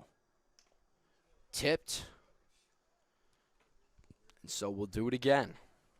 I believe we are now up to, this will be the 8th pitch of the at-bat. So Garbugian looking to, at the very least, snag himself a quality at-bat. You can do that in a multitude of different ways, but one of them is to work a high pitch count at-bat. And Garbugian is getting there, but unfortunately will strike out swinging. And so that will do it here in the 4th. But not before the Mammoths strike with a 4 spot and lead at 6-2. But we're going to stay here quickly and check out some of the out-of-town scores throughout this Liberty division. It was the Kings who took down the Capitals 15-4. And the Matrix defeated the Generals 4-0. And so we check our standings. And we see that the Kings are now up to 6 wins. The Matrix, they are 5-1 and a game back of the Kings. The Mammoths, 3-2, and a win today will keep them in contention for the running of the top of the Liberty division. And at the bottom, the Generals and the Capitals, both 2-5, and the Dirty Birds, 1-5. A win today would tie them back up with the other 2. A loss, and they would remain as the bona fide last place. So all still to play for, but the standings starting to spread themselves out quite a bit. Yeah, I mean, going into Saturday, we had 3 teams at 3-1, 3 teams at 1-3. Still now starting to see things shake out a little bit more. 2 teams still 1 game off from the rest of the pack in terms of games played. However, you're starting to see who are some of the stronger teams, who are some of the teams who need to find their stride a little bit more. Things starting to take place in the Liberty division in the 2026 season. We're going to go to a break. When we return, it'll be the top of the 5th. And Graham Ross back out there here on Jersey Baseball Nation.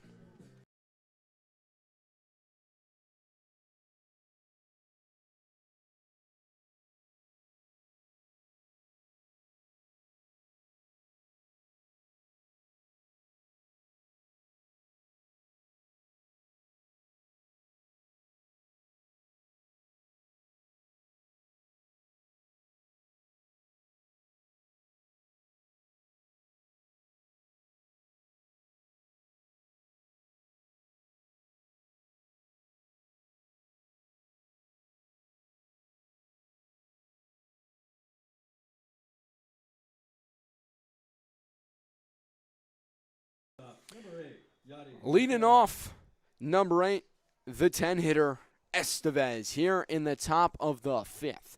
The Mammoth, they put up a 4th spot and now lead it 6-2 over the Dirty Birds. On the first pitch from Graham Ross, who's back out there for a 5th inning of work. His first pitch is a ball.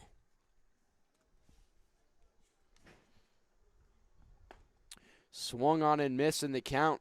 Now 1-1.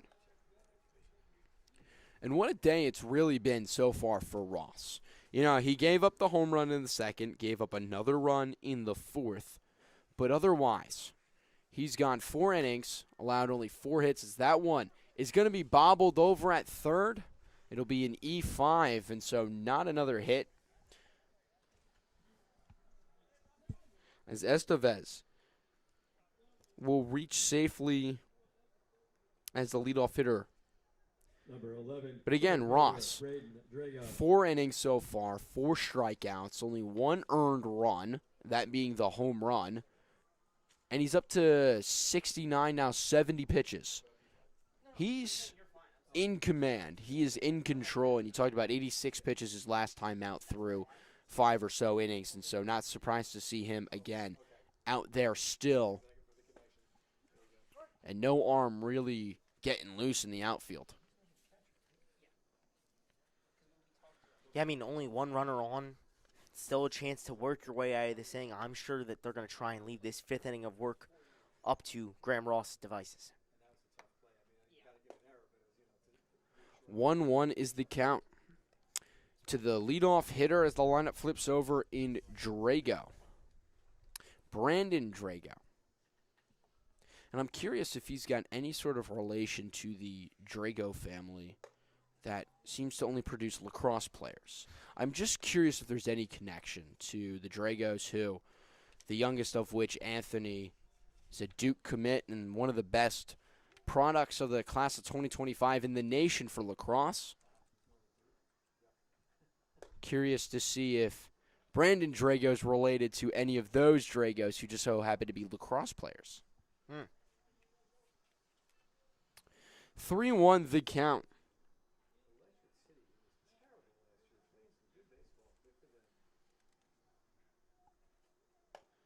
Ball 4, and so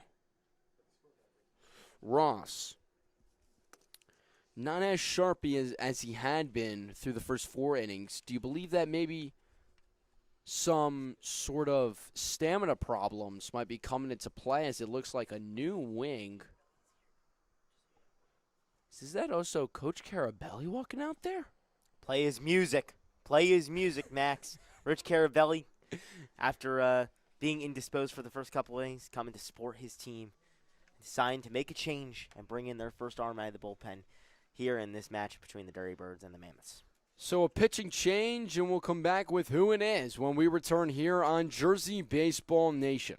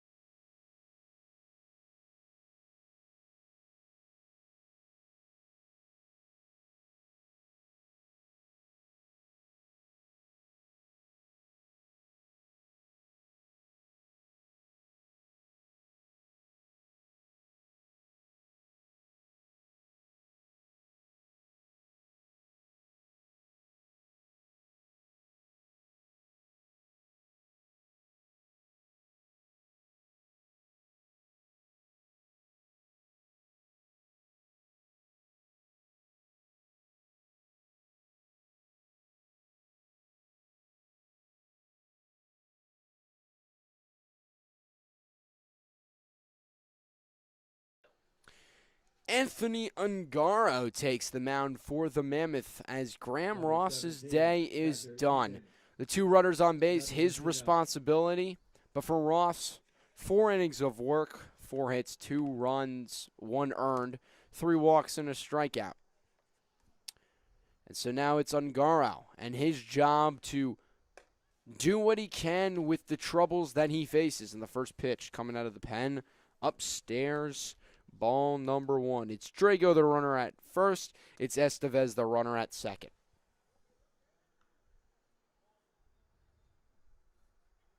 Ungaro will deal. In there for a strike. The aforementioned Anthony Ungaro, an ECCBL veteran last year with the Mammoths, 24 innings pitched, 23 hits allowed, as well as a 2.33 ERA, 19 strikeouts compared to 8 walks. So far this year, 1 appearance, 3 innings pitched, 3 hits, no earned runs, 1 walk, 2 strikeouts. The 1-1, now 2-1. Solid numbers in his time as a Mammoth between the 2 years. This is a guy that they're going to rely on out of the bullpen, one of their top arms that Rich Carabelli is used to, knows what he can get from him, and wants to go to him often and early. I don't know about early for a bullpen guy, but definitely often when he needs guys to kind of come in and shut down. Top of the pecking order. Top of the pecking order, definitely. He's a first stringer. He's a first stringer. We don't really have first stringers in baseball, but if we were, he'd be a first stringer. The 2-2 fouled off. Nepo Musino at the plate.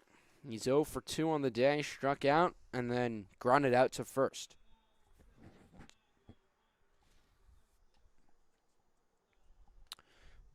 Ungaro will deal the 2-2 once again and gets him swinging.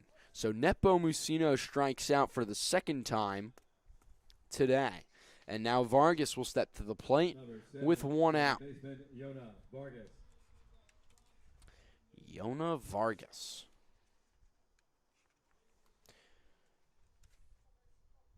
Oh for 1 with a walk back in the first inning, and he stole a base. Top 5, 1 out, 2 runners on. And the Mammoth lead it 6-2 as that pitch outside. Vargas split his 3 years of varsity baseball between 2 high schools. Started off at Hudson Catholic, ended up at Bayonne. In his senior year, 67 at-bats, 11 hits, 19 RBI, as well as 1 homer, 3 doubles, and 14 walks. So he's got a bit of pop, but going to be tricky to get 1 out of this ballpark, especially with the wind blowing in. Although, never say never. We saw Maldonado hit 1 out. 1-1 and 1 out. To Vargas, the 3-hitter in the Dirty Birds lineup today. As the lights start to come out and the sun begins to set. Catcher Mullen will take a jog out there to speak to his wing in Ungaro. And a real quick chat as Mullen's already walking back behind the dish.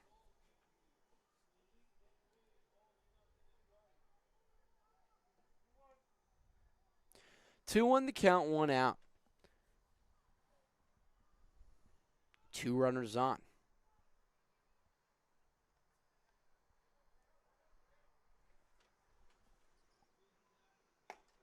Outside, 3-1.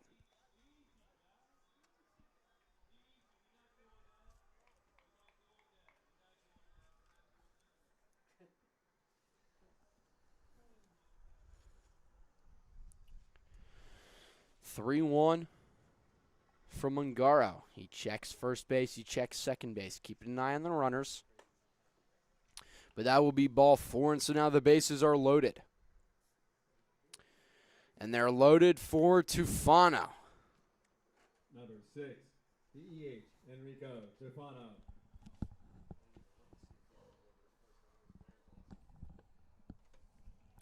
It's Estevez over at third. He reached on an error committed by the third baseman in Tome. Drago over at second. He walked. And now it's Vargas over at first. He also walked as plunked off the helmet is Tufano. Jogging home to score is Estevez as the Dirty Birds plate another run for the third inning in a row.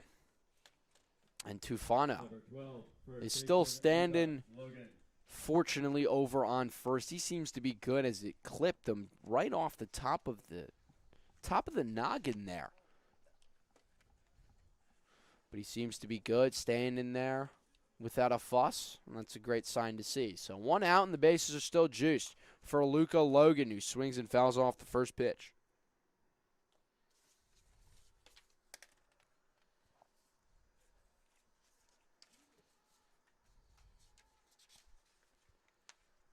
Logan, 0 for 1 with a walk.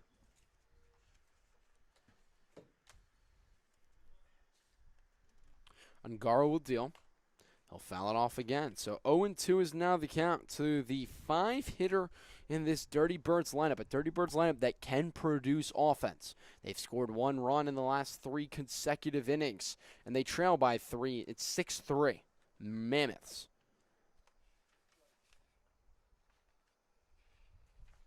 So it looks like 2 guys are now playing couch out in the Mammoths pen. Is number 17 and number 5 for the Mammoths. Playing a little catch, Matteo Menino, as well as Giovanni Hallahan. So we'll see what that kind of leads to. Maybe a little bit of usage out of some of their other guys, maybe an inning or so. Intriguing to see. Neither of them look like to be warming up. They seem to be just playing catch. So this, for now, is Ungaro's inning. As that one's going to find a hole between the first and second baseman. 1 run will score. Everyone else will be held up. So station-to-station baseball as the Dirty Birds played another, and they now trail 6-4. Slowly but surely chipping away at that lead, and consistent hitting as well for Aaron McHugh's Bayshore squad. 1 in the third, 1 in the fourth, now 2 here in the fifth, and still with a whole lot of life in the inning. Bases loaded, 1 out, in a great spot to possibly tie this game up or even take the lead. So now maybe you start working a little bit quicker in the bullpen, as all 3 coaches are looking down there. Could be a sign of what's to come as the mound visit ends. And now stepping up to the plate, it is Simpson. 0 for 2. He flew out to center and then flew out to right. Got a feeling he might fly out to left, which, with 1 out, will still play to run. Or potentially if he hits it deep enough. And he hits it to left, but this one's got a little bit of oomph to it. It's got a chance, and it goes! Esa pelota se fue. The second home run of the day for the Dirty Birds, and this one will give them the lead. 8-6. The Dirty Birds now lead it.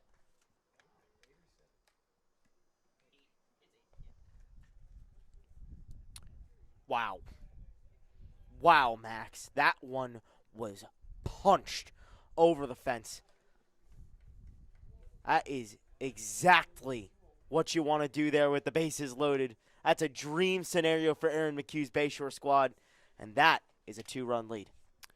Grand slam, and the base is now clear, and Ungaro, with 1 out, is still in there. But how the tables have turned in such a dramatic way. A lot of coaches love to preach the importance of winning the big inning. Well, as of now, the Dirty Birds have struck right back with an even bigger inning in response to the 4 runs that the Mammoth put up in the bottom of the 4th. Top 5, 8-6. The Dirty Birds now lead it of Bayshore. And with 1 out, up to the plate, it's Cologne. Ahead of the count, 2-0. That's exactly what Ryder Simpson does, Max. 3rd home run of the year, leading the ECCBL now. Early All-Star candidate brewing in Bayshore squad. And again, that one, another moonshot. And really, again, shows to the testament of the power that these guys have as the wind is still kind of blowing in. It's not a lot, but it's definitely not blowing out and helping these guys. And again, that's 330. That is out in major league ballparks. That ball is a no-doubter in Yankee Stadium as Cologne. And the count to him now evens up at 2. Cologne has a single and a double on the day. 2-2, 1 out. Fouled off. Yeah, what Ryder Simpson has been able to do so far through 7 games is just unreal. Unreal stuff.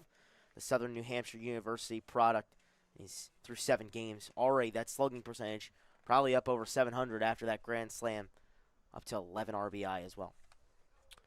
As that one called strike 3 upstairs, and Cologne is stunned. Didn't even realize that he had been rung up, but that now is out number 2.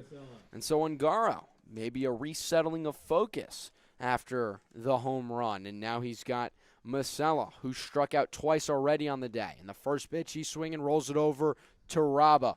Over to Hughes at first, and that will be out number 3. But the Dirty Birds strike back in a big way. Simpson with a long shot, and the Dirty Birds lead it 8-6. We'll head to the bottom of the 5th here on Jersey Baseball Nation.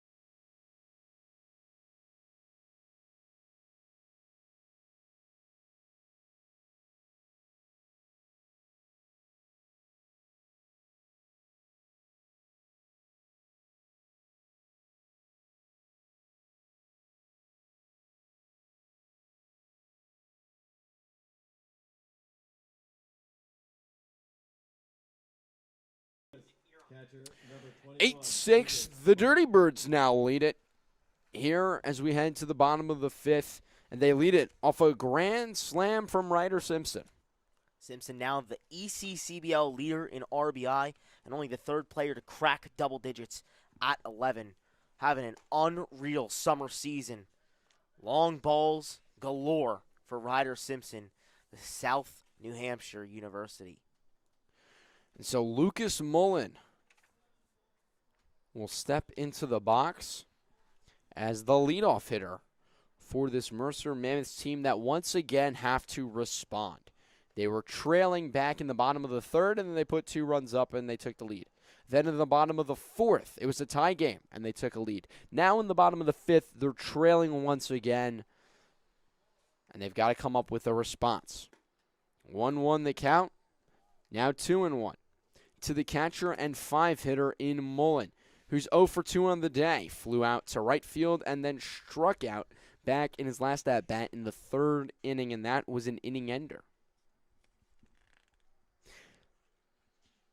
2-1, swung on, actually tipped, but still missed. So 2-2, and the result still the same, a strike. 2-2 and no outs here in the bottom of the 5th. As we get a little cool breeze here in the press box as day turns to night. That pitch outside 3-2, and these lights are starting to shine bright, but who will shine the brightest on the field? Well, if Bayshore wants to come away with the win, who's going to have to shine the brace? It's their pitching staff. Now, with a little bit of run support, got to stick with it and fire in some strikes. Petisco deals, and that one will get fouled out of play down the third baseline. So, once again, the count will remain full, 3-2. Nobody on, nobody out. Mullen, the leadoff hitter here in the bottom of the fifth.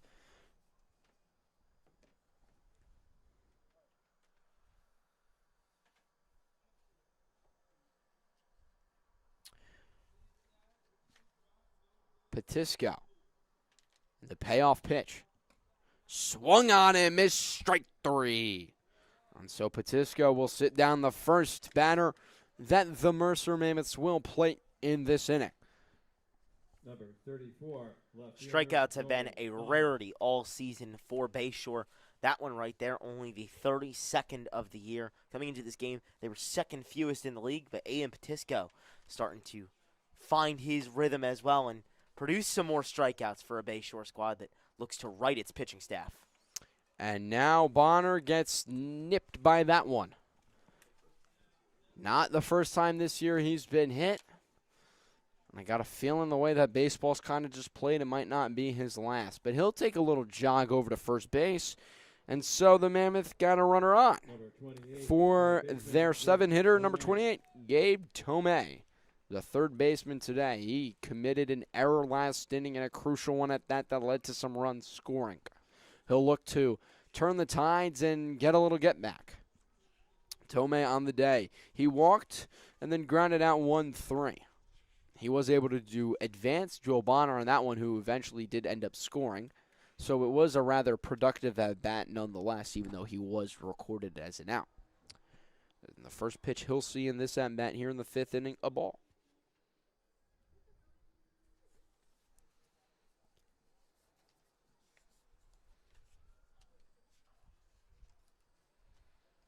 The 1-0. 2-0. Tomei, one of the two players on this Mercer Mammoth squad that made the 2026 NJCAA World Series with Brookdale Community College. Previously played at Gwynn Mercy. An interesting fact about him, hit the first ever cycle in Gwynn Mercy history. Wow. How about that? As Joel Bonner's going to take off for second, the throw down, not in time. And the pitch, a ball. So 3-0 the count.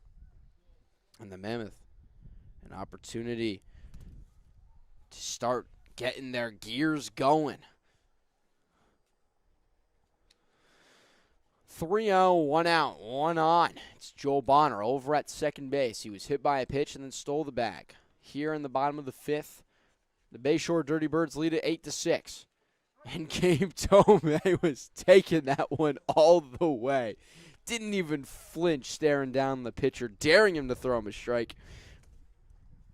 Petisco does, so the count now 3-1. Gabe Tomei gave him the phantom look. And now he'll swing at that one as it'll roll foul out of play. 3-2 now the count.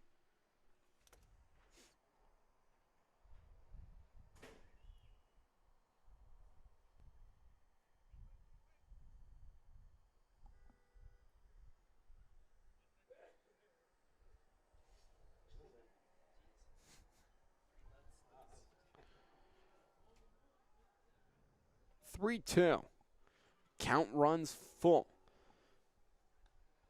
Petisco saddles and deals to Tomei. Popped up. And it'll get out of play. So, we'll do another one once again.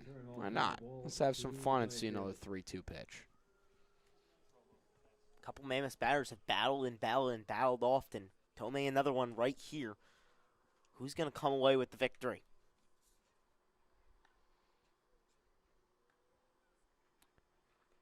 Inside, it hit him. Back of the ankle, it looked like it got him, and so he will slowly scamper over to first, and we hope that he's okay.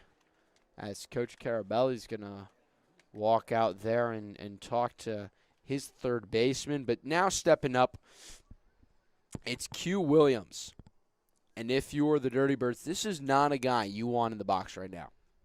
He's 0 for 2, but he does have 1 RBI. So he's up to 5 RBIs already on the season. What does that mean? It means he's got that clutch it factor to him. Simply put, he's capable of executing what needs to be done with runners in scoring position. What do we have right now? We got Joel Bonner over at second, a runner in scoring position, with the threat to steal third, and Gabe Tomei over at first. And for Williams, it doesn't have to be a hit. Already got an RBI today on a fielder's choice. And just like that, Joel Bonner will snag third. And so, yes, it doesn't need to be a hit. However, it's got to be something hard hit or slow hit, but in a perfect spot where can't turn a double play. In the dirt, it's going to kick away. So Tomei will take advantage head to second, And so now the double play is not an option.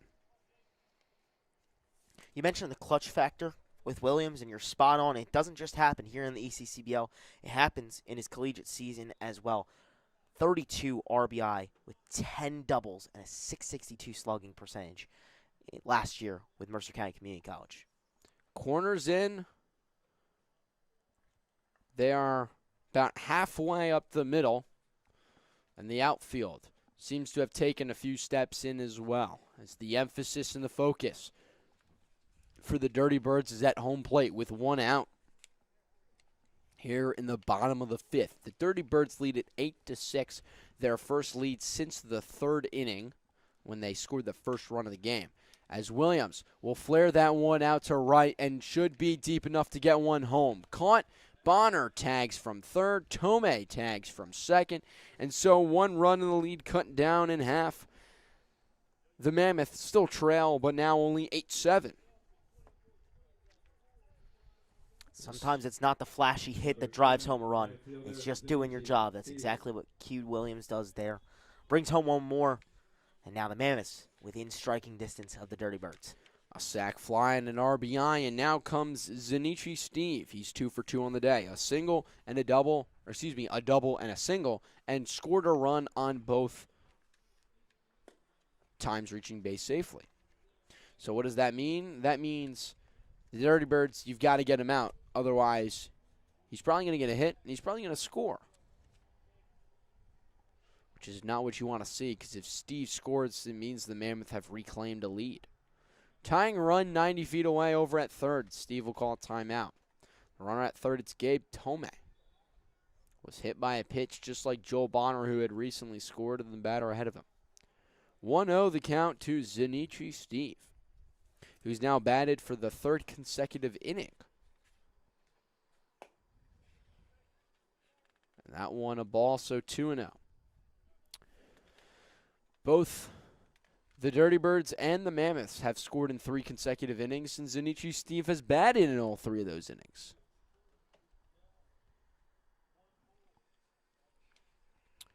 2-0. 2 outs. And Steve will flare it over to third. Fielded, taken himself, and so that will end the inning. But the Mammoth cut the deficit in half. The Dirty Birds still lead at 8-7. 1 run, no hits. There were no errors and 1 left.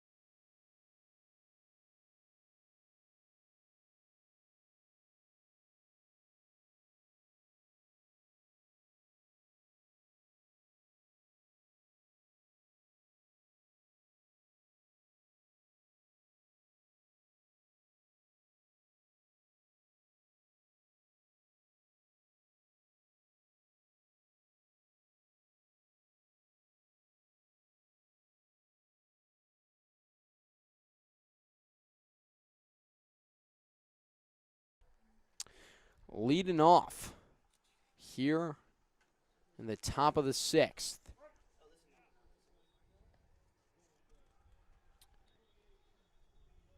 It is not Musella. It's Maldonado. That's not right. I believe it's supposed to be, unless I missed something, it's supposed to be Musella. However, it's now Maldonado up to the plate. Yeah, you can tell the difference. You can tell the difference between the two by the massive frame of Chanel Maldonado. Stands 6'7", could be a basketball player or a football player. Instead, decided to take his talent to baseball. I'm being informed that I made a mistake, and it is Maldonado who's supposed to be up to the plate. As the count's now 2-1. 2-2, excuse me. So I'll have to look back and figure out where I made a mistake, but Musella did bat. However, I thought it was Colon who made the last out, but Musella did bat. And so now Maldonado's up with the count running full.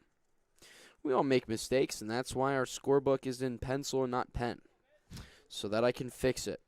Because inevitably, I always do make mistakes. As Maldonado gets plunked, he'll head over to first base. And now Angelo Sabino will step up to the box. As we take a little second, we'll talk about Sabino.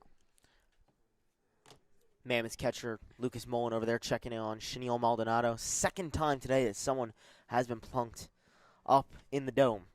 Not exactly the best place to get hit, and definitely not somewhere that the players want to get hit. But both of them have stayed in, which is a great sight to see.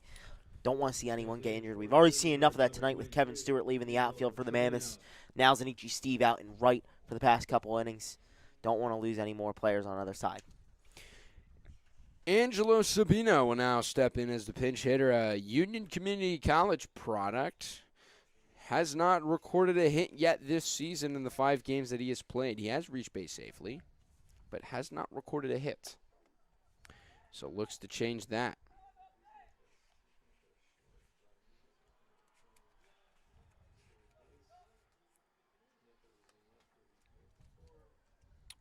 (1-0) to the pinch hitter in Sabino. As Maldonado takes off. He's safe. Looked like the throw beat him, but the tag did not. And so Maldonado's got a stolen base. How about that? 6'7" and wheels. Yeah, he was moving for those long legs. Taking some big strides on his way to second. And now another runner in scoring position for the Dirty Birds, trying to extend that lead. He is one big dude. I walked past him earlier today pregame, and I just thought, wow, this guy's even bigger up close. And not surprised to see him hit a home run, absolutely muscled, probably about 380, 390. Crushed it. 2-1 to Sabino. Swung on and missed 2-2.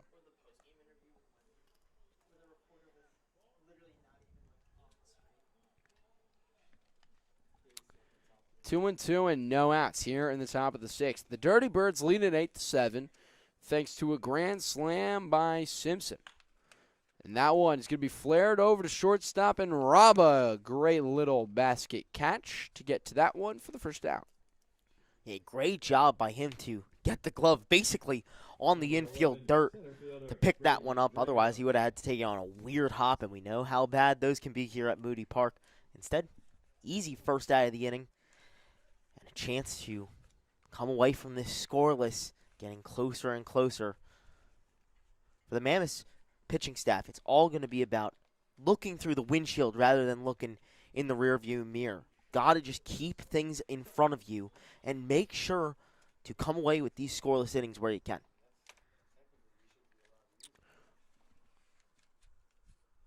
Keeping an eye on Maldonado, who's got a pretty big lead over there. And the first pitch, a strike to Drago. Anthony Ungara still out there for another innings of work. And if you take a look over to the right field bullpen, you will see a couple of arms kind of moving, but no one really throwing. So this is Ungara's inning, as the count now evens up at 1-1 to the leadoff hitter in Drago. Drago is 1 for 2 on the day. He's got a double, flew out to right field, and he's walked and scored a run. So he's kind of recorded a number in every single slide. He's got a hit, he's got recorded an out, he's recorded a walk, he scored a run. You could say he's almost done it all. He's almost completed the baseball bingo, if you will. He's getting pretty close to it. Just needs an RBI to complete the baseball bingo. That should be a thing that should be tracked. I would play it. I'm curious how many guys we should make that a thing. Post it on social media. Pick your bingo board 1 through 5, as that one's gonna be popped up to Raba in the infield for out number 2. And you love to see it.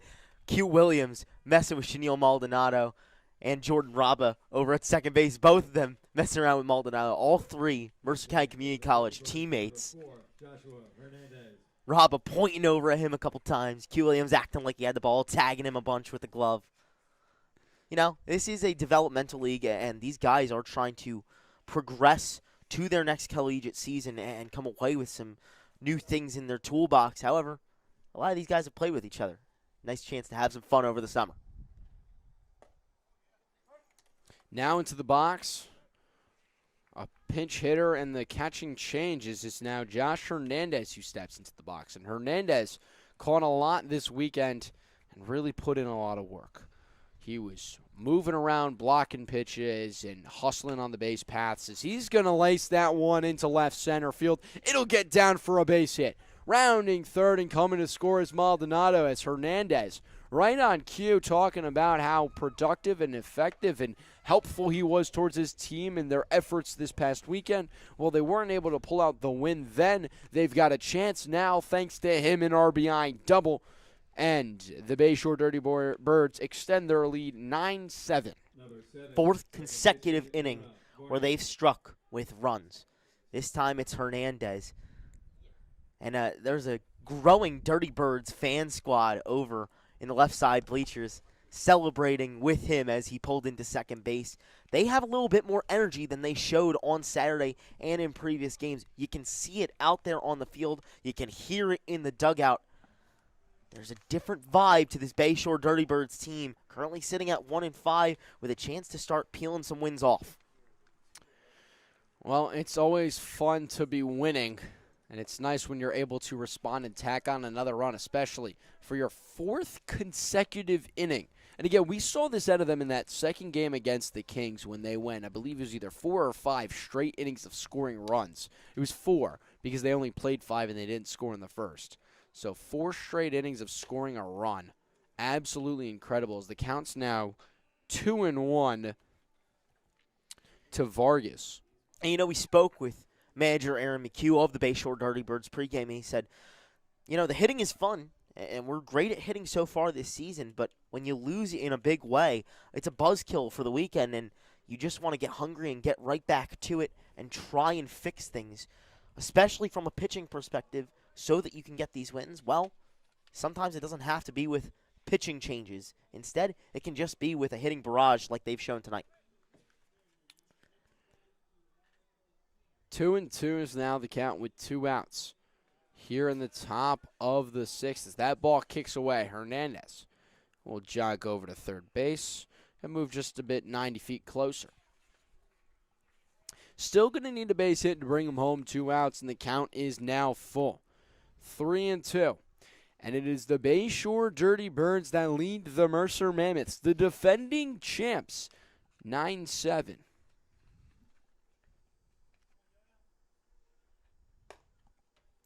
And that one, ball 4. So Ungaro loses another, and a walk there for Vargas. And that will bring up Tefano. But not before a mound visit and a pitching change. When we return, we'll have that guy. The Dirty Birds lead at 9-7 and threatening to score more here in the top of the 6th.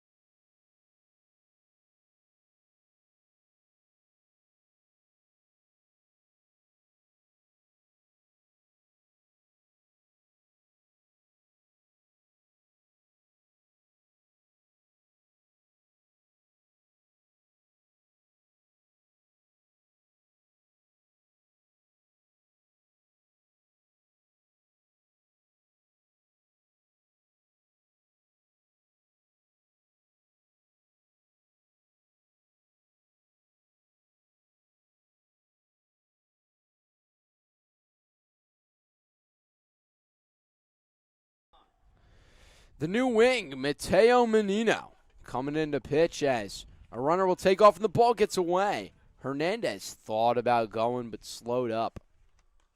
So now runners on second and third. Those are Ungaro's. However, for the Mammoth, if they want to stay in this one, got to get out number 3 right here. The elusive and dangerous out number 3. Ungaro went 1 2/3, and now Menino looks to come in and shut down the door and at least get him out of the 6th with limited damage. The next pitch he throws upstairs, so now the count is 2-0 to Tufano,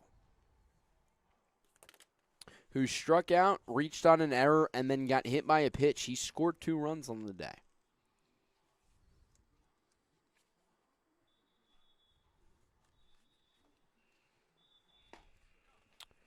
In there for a strike, and the count now 2-1. And what a crucial out this would be, as up to come next would be Logan and then Simpson, 2 of the better hitters in all of ECCBL. 2-1, 2 outs. And the lanky Menino will deal. Swung on and missed, 2-2.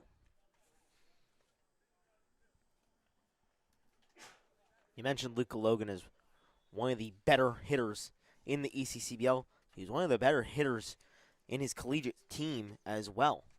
Had a very strong season at the plate at Utica, batting .326 over 29 games. Upstairs, and the count runs full.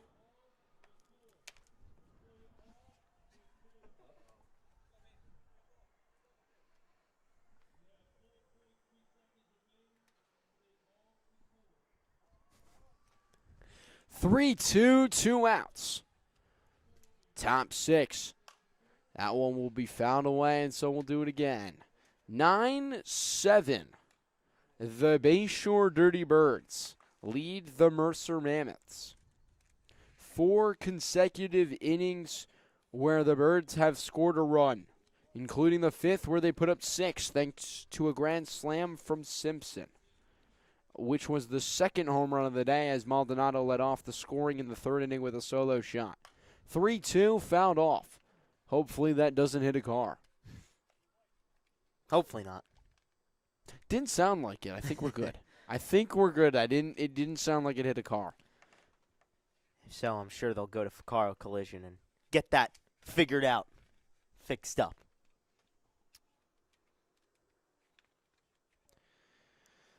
And so once again, we'll see another 3-2 from Menino. He'll kick and deal. Inside ball 4. So Tufano does his job and brings up Luca Logan. Gianluca Logan. We mentioned it just a moment ago, but this is a very effective hitter coming to the plate with bases loaded. This is a position where you need strong situational hitting, and this is the guy that you want at the plate. .326 over 29 games at Utica University, 28 hits, 17 runs, 2 doubles, 4 homers, 23 RBI. Very effective with runners in scoring position as well. First pitch a strike. So Menino getting ahead in the count and putting the odds of recording an out ever in his favor.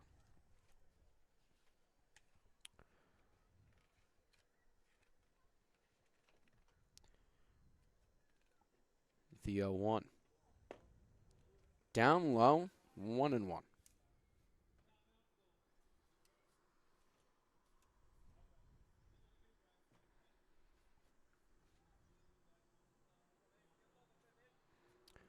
One and one, 2 outs.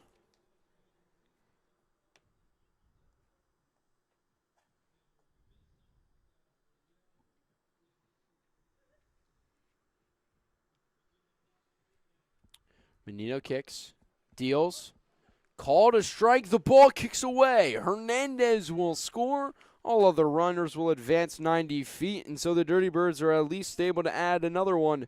They've hit double digits. It's now 10-7 Birds. We've talked so much about the Dirty Birds errors being a problem. So far tonight, it's kind of the Mammoths. Not exactly errors, but more passed balls. I believe they've let in 3 runs off of wild pitches and passed balls, and that's exactly what you cannot do if you want to win a ball game and stay afloat in the Liberty Division.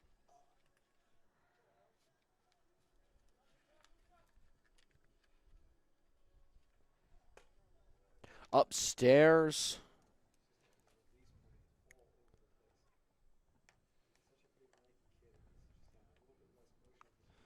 And so Menino struggling a little bit here to consistently throw strikes. Runners on second and third, still 2 outs here in the top of the 6th.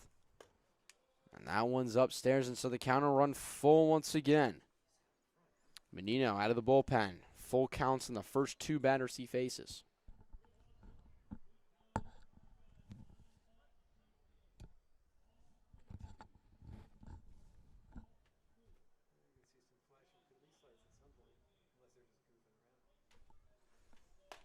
Swung on and missed, strike 3, and so Menino will finally be able to get out of the inning. But the Dirty Birds, they drop 2 more and lead it 10-7 as we head to the bottom of the 6th here on Jersey Baseball Nation.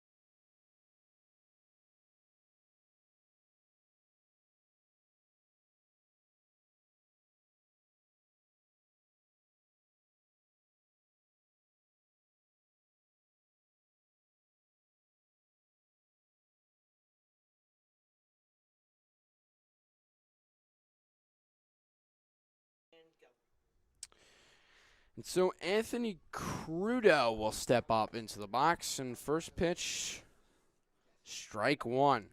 Crudo, last time up, doubled and scored a run during the 4-run 4th inning.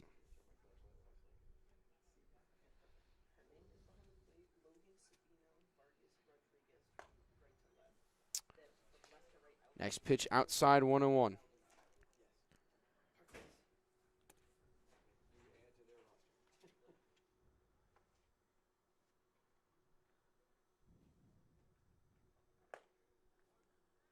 Swung on and missed, and the count now 1-2.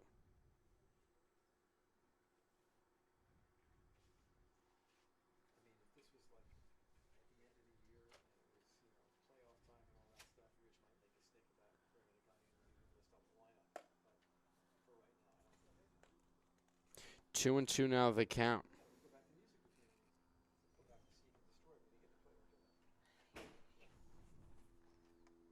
Zarzula. Pitcher out there on the mound. And the count now works full to the first batter that he faces in Crudo. Played his high school baseball at Ridgefield Park High School, threw a no-hitter there in 2024.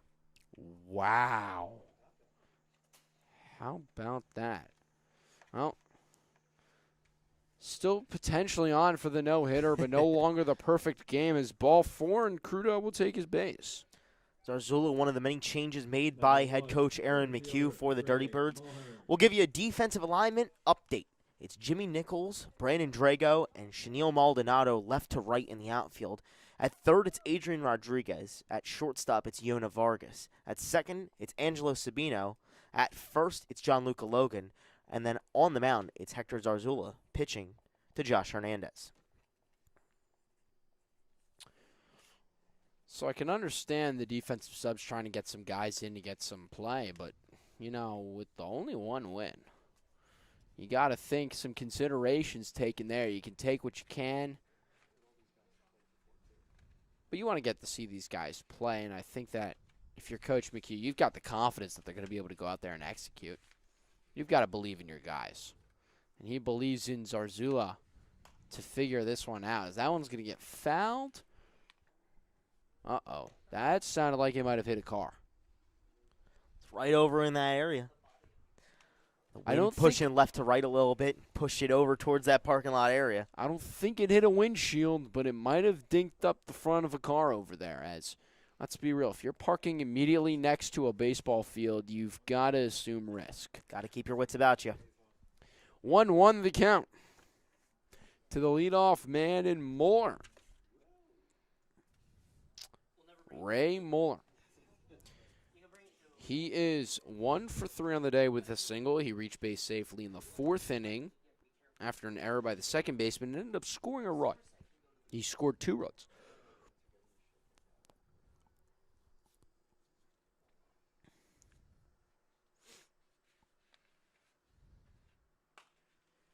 That ball fouled once again over towards the parking lot, out of play. And so the count now 2 and 2-2.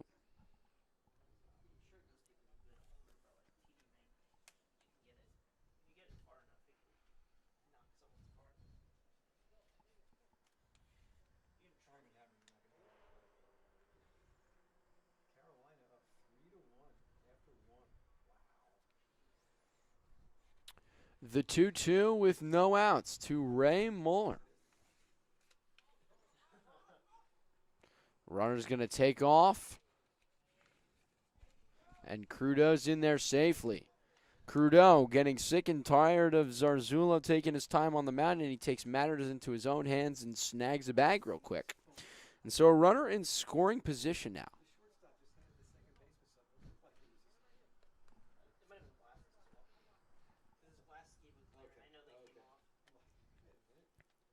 I'm sure with Anthony Crudo off at first, Hector Zarzula will probably be a little bit more prompt with his pitches now. You'd think, but maybe he's struggling to see the signs as Hernandez is going to take a walk out there to the mound. You got to think now as day turns to night, you've got the shadows of the lights all around us. It might be hard to see the signs, and that's what's kind of stalling this one out. Yeah, not exactly easy to see that. And with a 3-run ball game and a chance to get your second win of the season, it's definitely important to make sure that you're on the same page. We've seen the errors plague the Dirty Birds all year. You can't let any more pass balls or wild pitches bring home another run for the Mammoths. Got to stop the miscues. Got to stop the bleeding defensively. And promptly, frankly, this is your chance to do it right here. 2-2 the count to the leadoff man that wears number 1. He is number 1 in your lineup. Cards in mine as well. It's Ray Muller, the center fielder. One runner on, that is Anthony Crudo. He's over, causing some chaos at second base. Zarzula will deal upstairs, and the count runs full 3-2. A little preemptive shout of celebration coming from the Dirty Birds faithful, but they might got to save that one for maybe one more pitch.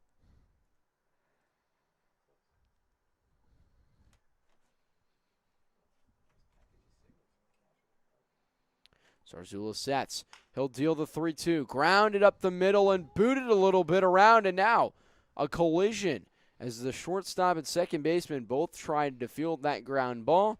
It'll be an E6, and Mullern is on once again.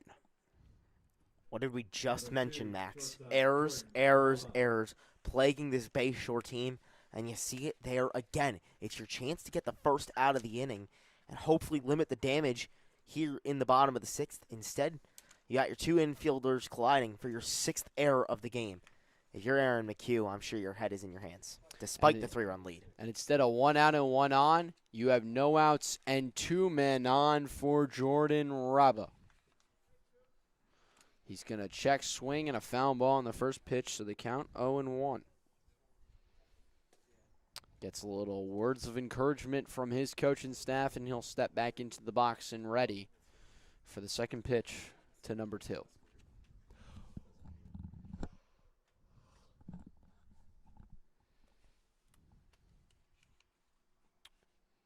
The 0-1 from Zarzula. In there. Strike number 2.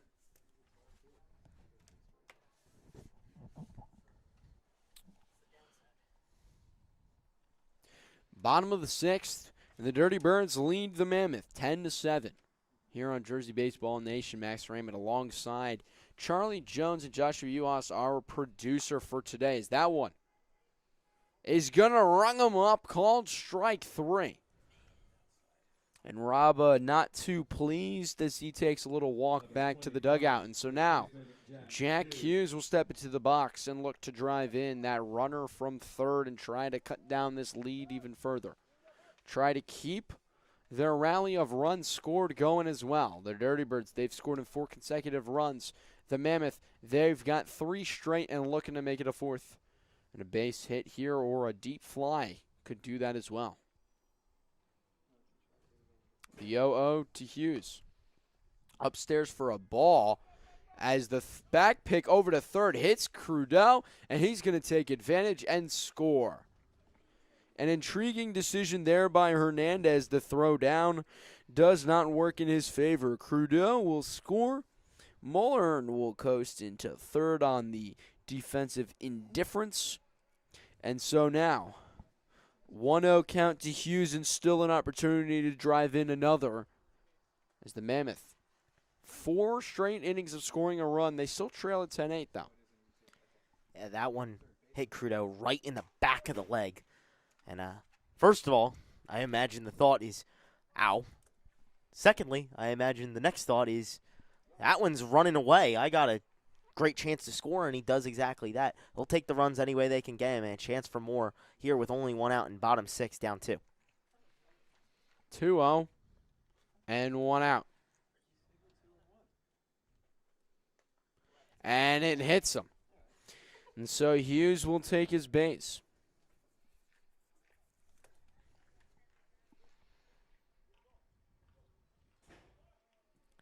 Things starting to get away from Zarzula a little bit. However, no action in the Dirty Birds bullpen. Supposedly, as it seems, on an island here in bottom 6.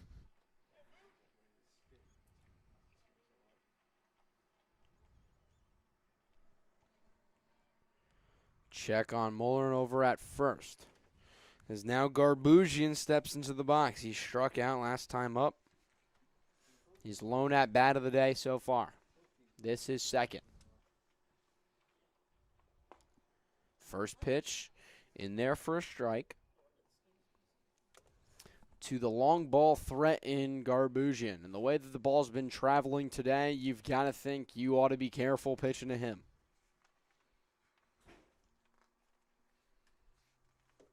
Oh, 1. Zarzula will check once again. The inside move. Doesn't have to throw over.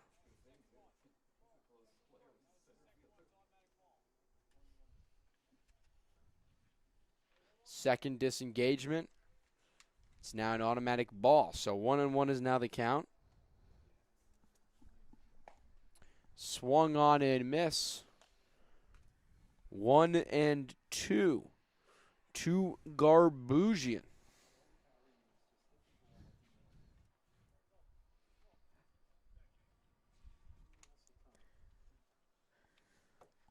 Zarzula will settle. Kick, deal, fouled right back over my head.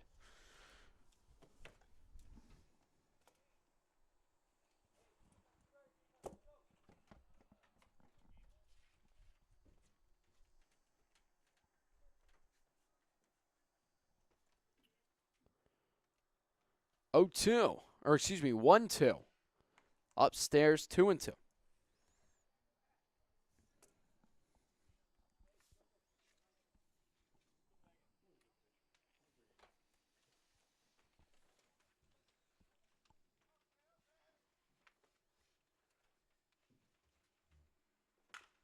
Chopped over and through the gap. Rounding third, coming to score, Ray Mullen as that throw gets away. Coasting into second is Garbugian with an RBI. And a run scores, and the Mammoth, they've got second and third, one out, and now only trail by one. It's 10-9. Number 21. Catcher We know how Lucas much power Nick Garbugian carries in that bat of his. You can see it in the stance, and he finally gets to unleash it. Puts it right through the gap in right field. And because of the deep throw, he's able to advance to second. 2 more in scoring position for the Mammoths, and a chance to get that lead back. It's a tight battle between these two Liberty Division foes here in Moody Park. First pitch swinging, popped out of play for the catcher in Lucas Mullen. Mullen struck out last inning as a leadoff batter got him swinging. He struck out back in the third inning and flew out to right in the second. So that's 0 for 3 with 2 Ks and a flyout. What does that mean? Folks at home, he's due for a hit. And what an opportunity and a moment it would be. With Garbugian at second, Hughes at third. And a nice quality hit could score them both and give the Mercer Mammoths the lead back, a lead they haven't had since they took it back in the bottom of the fourth. That one looped down the third base line. Fair ball. 1 run scores. Here comes Garbugian. He will score. A beautifully placed single by Lucas Mullen, plates 2, and the Mammoths finally reclaim the lead right back. 11-10. Number 34. Left fielder Joel Bonner. And so up steps Joel Bonner. Bonner on the day. He's been hit by a pitch, he's been walked, and he's got a single. So he's reached base safely in 3 of the 4 possible ways that you can do it. And he's done it in all 3 ways that don't technically tally and out in the scorebook. Or, excuse me, non-hit, I guess. 2 quick things on Lucas Mullen. First of all, that hit placed perfectly down that left field line. Just barely fair. You could see Gary Conover, the third base coach for the Mammoths today. Really happy with that one. Pumping the fist. And now Lucas Mullen on first, messing around with Josh Hernandez, the Dirty Birds catcher. Hernandez saying, hey, you could steal the bag. Go for it. Go for it. Try it. I dare you. The 2 Mercer County Community College teammates. That one in there for a strike, kind of gives a little, you get a little resemblance of Yadier Molina challenging the runner, daring them to go and steal that bag. So we'll see if Mullen decides to do it or not. But 0-2 is the count to Joel Bonner. So that one's inside, and it'll get away, and so Mullen will take the bag. Ball 1 to Bonner. 1 and 2 is now the count.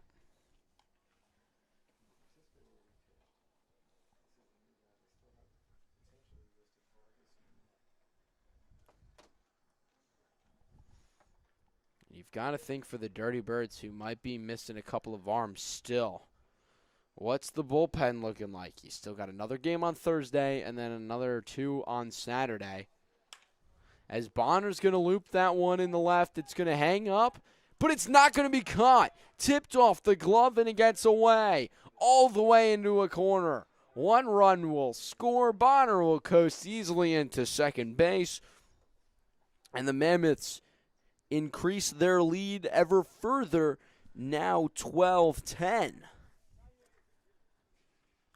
Brutal for the Dirty Birds.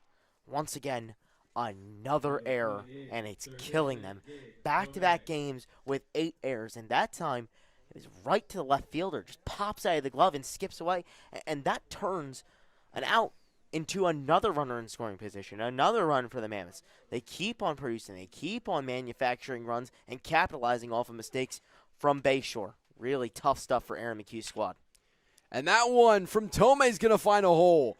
Bonner rounds third. He's coming around to score. The throw will be cut off. An RBI single for Tomei. And the Mammoths tack on another here in the bottom of the 6th. It's 6 in the 6th, and they lead it 13-10. This might be the end of Zarzula's night.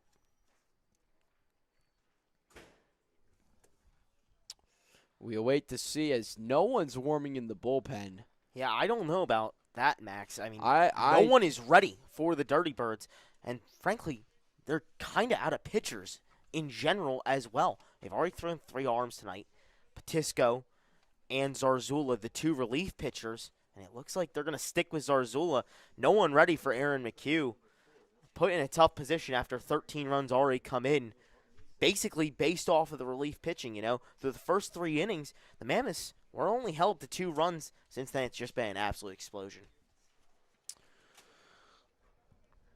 I don't know. I thought that I guess I thought there was a guy out there in the bullpen or something, but staying out there, Zarzula. It's his inning to figure it out. 1 out, and the Mammoth now lead at 13-10 here in the bottom of the 6th. It's Tomei. After that RBI base hit, he's sitting over at first, and now it's Q Williams who sees a first pitch in there for a strike. And Williams, while he has been able to produce RBIs, yet to get a base hit. He flew out to right field, grounded out 6-3 and got an RBI, and then a sac fly to the right field. Got an RBI in that one too. So 2 RBIs, but no base knocks just yet for the speedy Q Williams, who's now behind at the count 0-2. Crucial pitch here for the Dirty Birds. Got to get this out right here. If you're the Dirty Birds, defensively you're thinking strike 3 or a ground ball double play. That's what you're trying to will. Is that one a real late but gonna ring him up? Strike 3, and Q Williams is not happy. He goes down looking. Number 7, right fielder, Zenichi, Steve. And so now we'll step Zenichi Steve. He's got a double. Then he singled. Both times he scored a run, and then he grounded out to end the last inning to the first baseman. And an opportunity for the Mammoth to bat around, but first Zenichi Steve's got to reach base safely. First pitch is in there for a strike.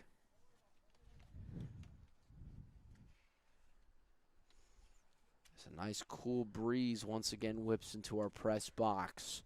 Day has officially become night, and the lights are fully on. Strike 2 to Zenichi Steve. It's Q Williams and then Zenichi Steve. Q and Z in this Mercer Mammoths lineup. At one high. 1-2 now they count.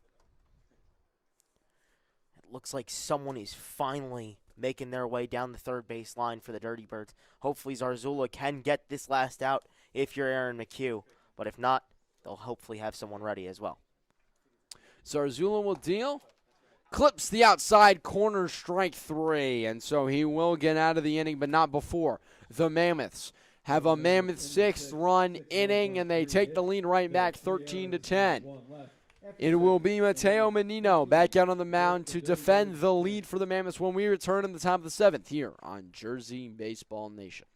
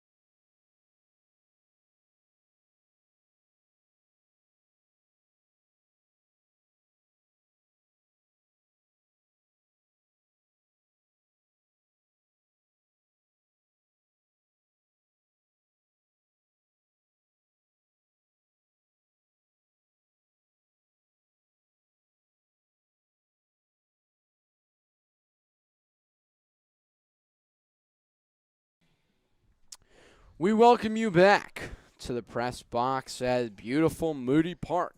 Top of the 7th, and it's the Mammoth that now lead it 13-10. And stepping up, it is Ryder Simpson.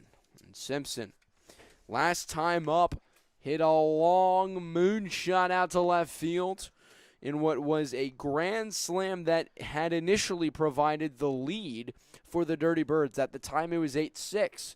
They'd eventually turn it into 10-7, but the Mammoth, a 6-run bottom of the 6th, has made it 13-10, and that has caught you up to where we are now.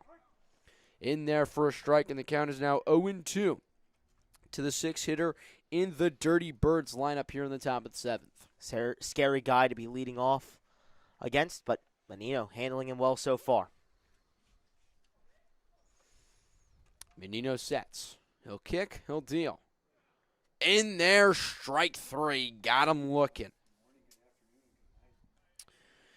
Simpson sent down on 3 pitches, and so now, stepping up, it is number 24. Adrian Rodriguez. The third baseman. He's come in for Cologne. And Rodriguez, his first AB of the day, is with 1 out in the top of the 7th.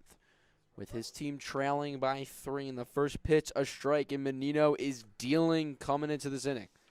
He had plenty of time to sit and rest up in what was quite a lengthy 6-run bottom of the 6th. And immediately coming out of the dugout, 5 consecutive strikes. And Rodriguez, and his time in the box might be quite shorter than he might have anticipated. 0-2 with 1 out. And the lanky Menino, just a bit outside, might have overthrown a little bit or missed his footing as he kind of goes spinning off the mound. And the count now 1-2. The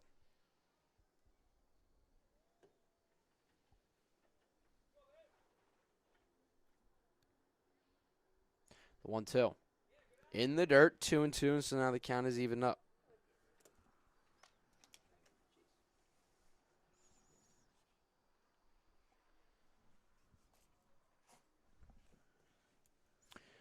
Mateo Menino peers in for the sign. He's got it. And a little awkward step off the rubber, but we'll set back in. So 2-2 with 1 out here in the top of the 7th from Moody Park in Ewing, New Jersey, as Rodriguez swings and misses. And that, another strikeout, another K in the scorebook for Mateo Menino. He struck out Logan to end the 6th, and now has recorded 2 more consecutive strikeouts, 3 in a row, as Nichols will step into the box for his first AB of the day. The first pitch he sees is a ball. Menino has that very long delivery, and it seems like it's been messing with the Bayshore hitters, doing a great job so far through his work tonight. Swung on and missed. Count 1-1. Big hefty cut from Nichols there. He was really looking to do some damage. He wants to join this home run party. It seemed like out of that swing. Shortened up his grip on the bat, trying to just put one in play, but he swings and misses at that one. And so now he's behind 1-2.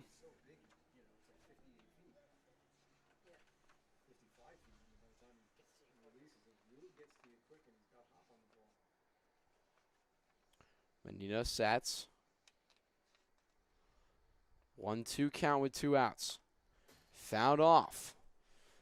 Getting that bat speed up a little bit is Nichols, but not enough to kind of catch up to Menino and what he's pumping in there. Pure heat, ched, gas, whatever phrase you want to use for it, he's cooking with it. 1-2 and 2 outs, and Menino looking to make this a quick inning. He'll kick, he'll deal. Swung on and miss. 1, 2, 3. Go the Dirty Birds. And 4 consecutive Ks for Menino, as he holds the Dirty Birds to their first scoreless inning in 4 innings. And so we'll head to the bottom of the 7th with the Mammoth leading 13-10.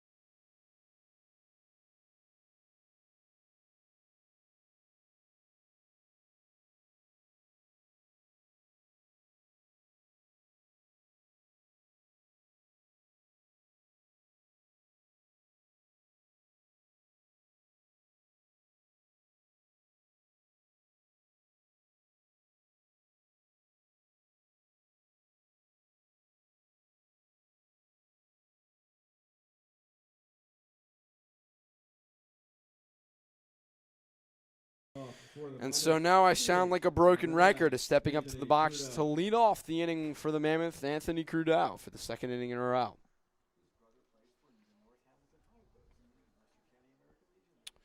And Zarzula's back out there for another inning of work. The first pitch, a little breaker in there for a strike.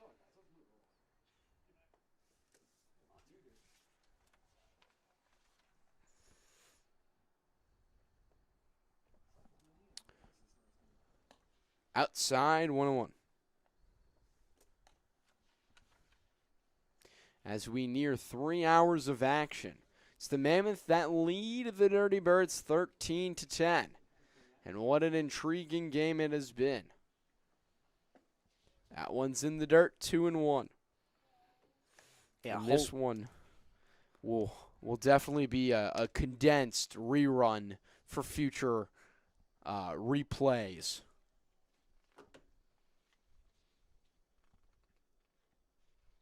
Zarzula will set, kick, deal, fouled off.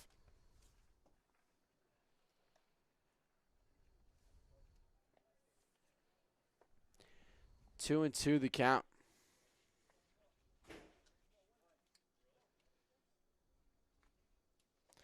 And Hernandez, the catcher, has now switched to the tapping of his gear to relay signs for pitches, as Zarzula clearly struggling to see the finger-to-hand signals. As the count now runs full 3-2. To the 10-hitter in Crudell. The lineup will then flip around to Mulhern, who is the leadoff. Swung on and missed. Strike three, though.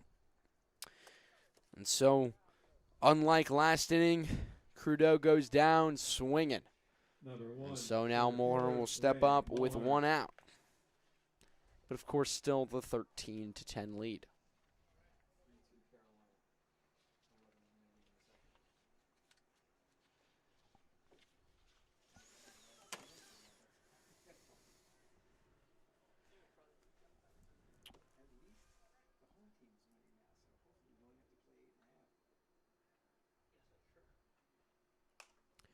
First pitch to Mulhern, fouled off.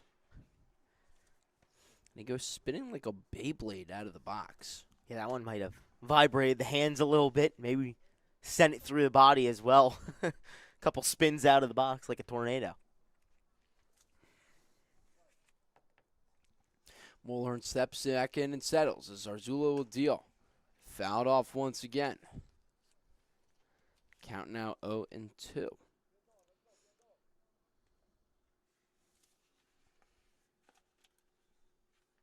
Mammoths have struck in the last 4 innings for 2, 4, 1, and 6. Try and not come up empty here and start building on that 3-run lead that they have. Mulhern chops one over to shortstop. Fielded, but not in time.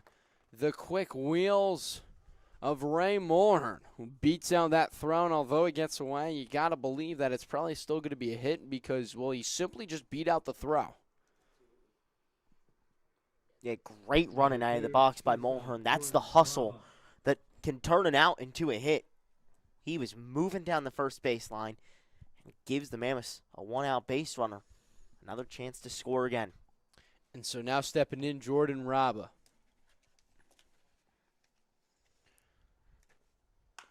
Raba chops one over to second. To 1-for-1 over to first. Not in time. So fielder's choice, and Raba will reach base safely. 4-6, fielder's choice. So Muller will head back to the dugout, and Raba will take his place over on first base. Number 25, first baseman, Jack Hughes. So here comes Jack Hughes.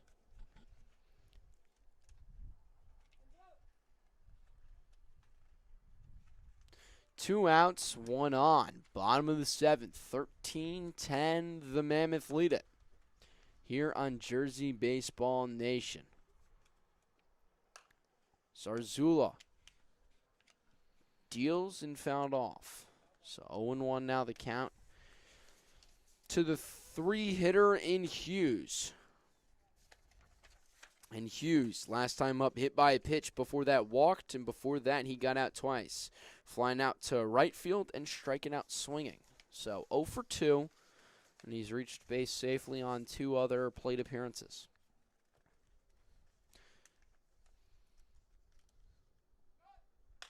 Raba takes off as that one gets flared out to right field.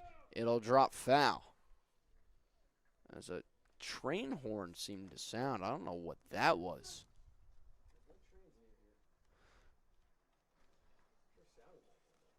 Yeah, that was quite the noise. I'm surprised it didn't really mess with Maldonado as he was trying to track that ball. It was quite the loud. We're quite far away from Hamilton or Trenton Train Center, so I think I'm going to guess it wasn't a train. I'm going to guess it wasn't either, but I surely was kind of caught off guard by it. But again, the reason for bringing it up was Maldonado trying to play through it just a little short to get in that ball. So 0-2, 2 outs. They're going to check over on Raba. He's in there safely. Made it close, though. Raba had to scamper his way back to first just in time. Kind of bang back at first base. Good throw over from Zarzula to try and get that third out. Still another prime chance to do it right here, though. But if you're a base runner, you know, all right, I'm at the extent of my lead. You want to get as far away where you have to dive back and just barely get in there safely, as they're going to try to back pick him. And he's not. Hernandez really tried to sell it, and, well, not enough. Having some fun is a bunch of laughs, including Hernandez joining in the festive response to that moment. 1-2 the count to Jack Hughes. Raba takes off. That one popped up with 2 outs. You're going to keep running. The ball in foul, now in fair territory, and Rodriguez can play it. It drops in. Rounding third and heading home is Raba. The ball hits something in the field. Raba will score. Hughes will scamper over to second. What a weird play, but the way that the wind swirls around, you're not surprised to kind of see some struggles with that pop-up. Yeah, you can see the American flag out in center, waving every which way. It moves left, it moves right, but at that time it was blowing straight in, so that ball goes a mile high up in the air in the infield. It just keeps on, keeping on inside. It caught Rodriguez in a weird way, and it just passed his glove at third base. And Raba really heads up base running, you know. He was on the move already, but kept on going to give the Mammoths their 14th run. And Hughes on second as well. Garbugian chops one over to third, flip to the pitcher. And so that will finally end the inning. But the Mammoth keep their streak running. They're now up to 5 consecutive innings with a run, and they lead it 14-10. We'll be right back here on Jersey Baseball Nation.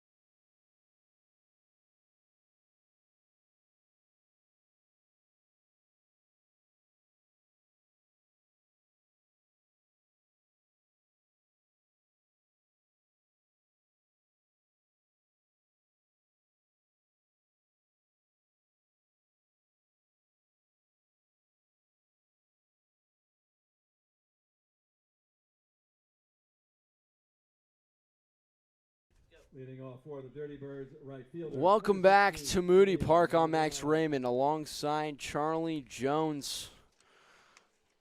And we are back in action here in the top of the 8th with Maldonado stepping up to the plate to face Menino, and Maldonado on the day. It feels like a real long time ago that Maldonado hit a home run and a solo shot that gave the Dirty Birds the 1-0 lead. It was the first run of the day. Feels like it was almost yesterday that happened. But he's back up again, and the next pitch in the dirt. So 1-1. To the 9-hitter in this 10-man lineup, Maldonado. 2 for 3 on the day with the home run, flew out to center, and then singled. He scored 2 runs. The 1-1. In there for a strike, and Menino looking to keep his strikeout streak going. Strikeout streak. Say that 5 times fast. You probably could, but it'd get tricky. That one's going to be popped up. Could be playable, although tailing foul, and it'll drop out of play. Maldonado willing that ball to land foul. He was running with his bat. He really hoped that wasn't caught.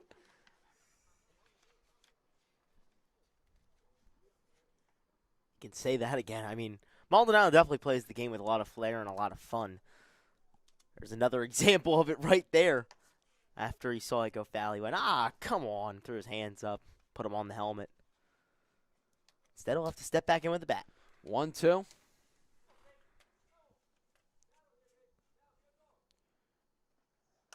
Menino, another foul ball. Please don't hit my car. I think that one might have went a little bit farther back. I should be fine. I'm parked up on the grass again. I haven't had troubles parking over there just yet. I'll tell you, if that didn't hit a car, that one might have reached the street because that went straight back.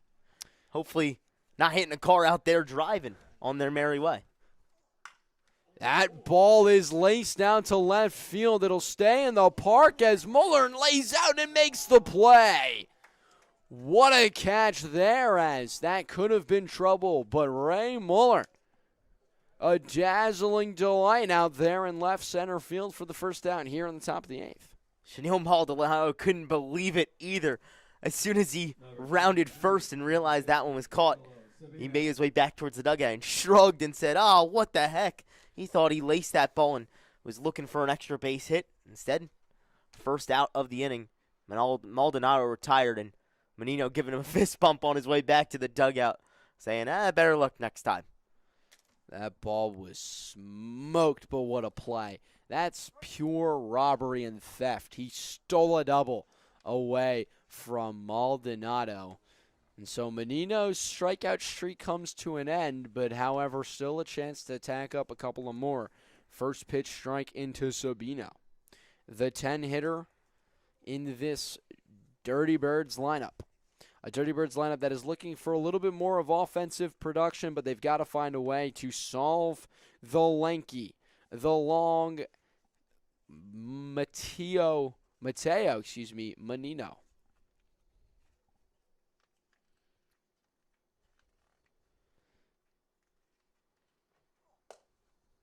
Menino, a little grunt on that one, trying to get a little extra velocity for strike number 3, but just misses by a little bit, so 1-2 is the count.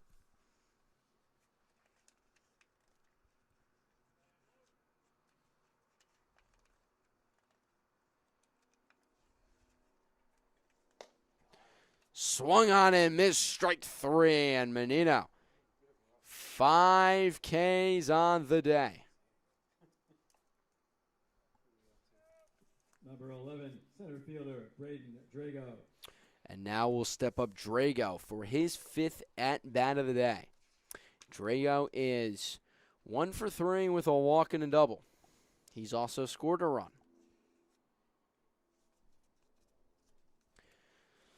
2 outs, and the first pitch from Menino, a ball. And that, I believe, is the first time today where Menino has thrown a first pitch ball. So that really goes to show how well he's been pitching today. And Coach Carabelli, incredibly pleased to see him go out there and deal and throw some shutdown innings as that one's laced out to Muller, and he's unable to get there. It'll dunk in for a base hit, and Drago's got another one today. His second, and a man on for Hernandez. Catcher Joshua Hernandez.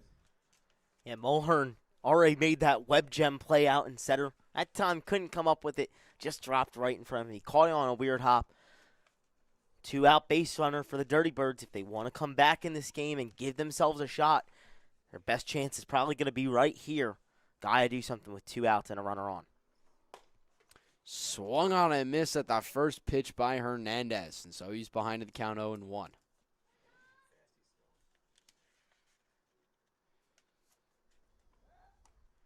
Checking and keeping an eye on Drago over at first.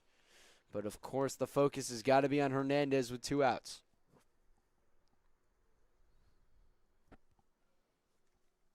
(14-10), the Mammoth lead it. Next pitch outside, 1-1 the count. Mateo Menino has been outstanding, but you also got to give credit to the pitchers that have brought him to this point. Graham Ross threw 4 really strong innings that made it so the Mammoths only had to use 3 pitchers if Menino able to continue through the 9th. Next pitch buckles Menino a bit there, or excuse me, Hernandez a bit there, but just unable to drop it into the zone is Menino. So 2-1 now the count.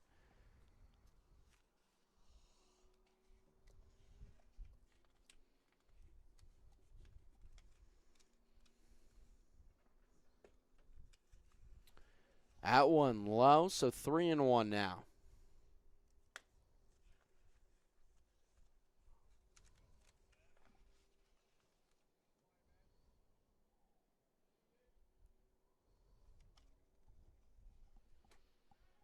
Check on the runner over at first.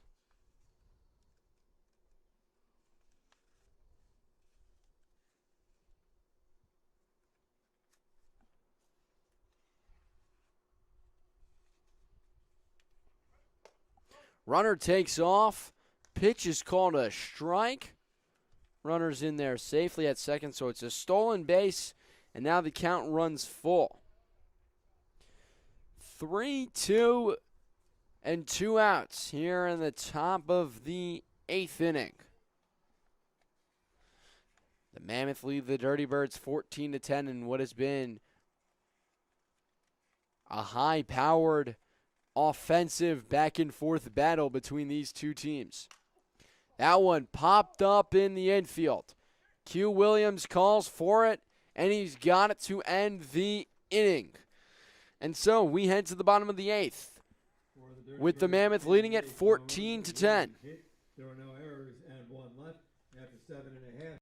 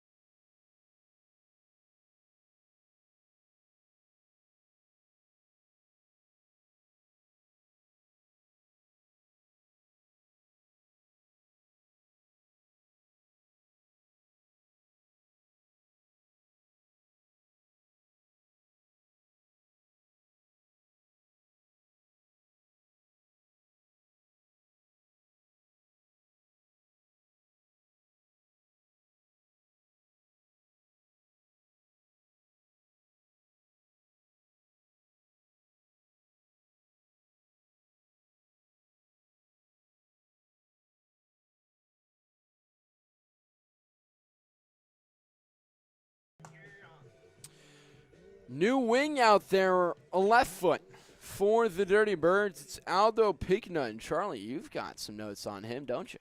Yeah, Pigna, a 5'7" freshman out of South Plainfield, New Jersey at Kane University. In his 2 years of baseball there, he's a redshirt freshman, I might add. A 2.70 ERA through 6 appearances, has 1 save along with 6 2/3 innings pitched, allowed 9 hits, 8 runs, 1 of them is earned, 5 walks, 3 strikeouts. And so, stepping into the box, Lucas Mullen. And he waves at the first pitch in there for a strike. Max Raymond alongside Charlie Jones and Joshua Yuhas, our great producer. We thank you for sticking with us in this incredible battle of the offenses here from Moody Park. 14-10, the Mammoth lead it here in the bottom of the 8th, and the count 1-1.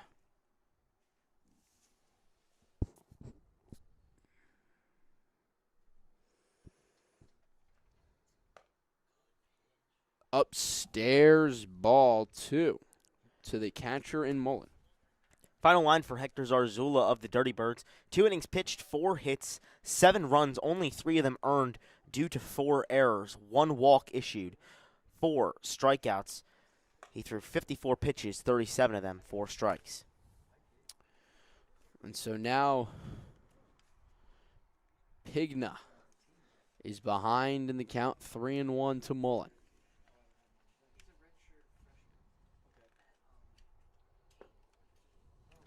And that ball 4.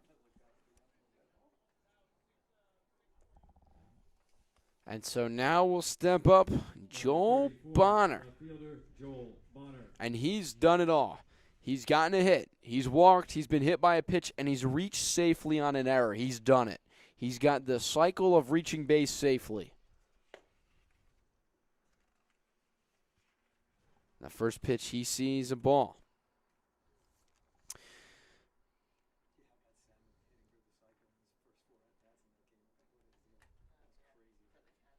He's scored 3 runs and also recorded an RBI and got a couple of stolen bags as well. Joel Bonner has been producing tremendously for the Mammoths today and looking to help try and tack on a few more. They count 1-1.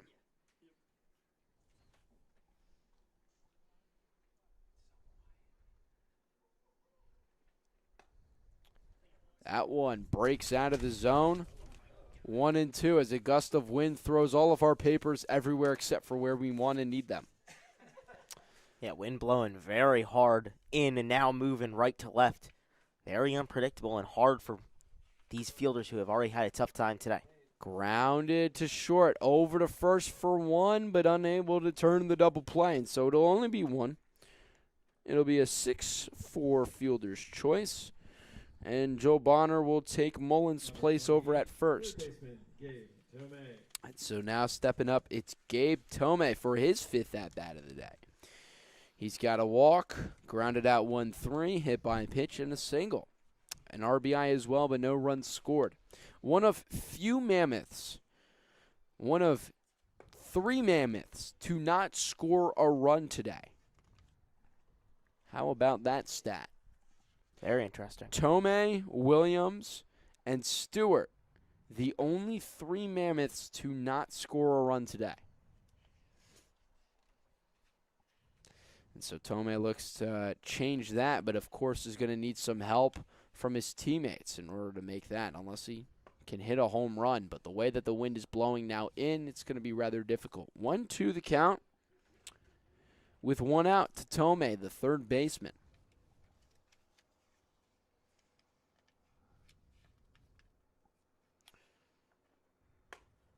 Outside, and Hernandez does a good job of being agile and keeping that one in his glove and denying Joe Bonner an opportunity to snag second.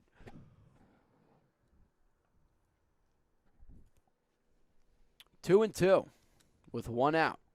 And Tomei swings and misses, strike 3. And so now 2 outs, a runner on, and The Mammoth lead it 14-10 for Q Williams. Baseman Q Williams.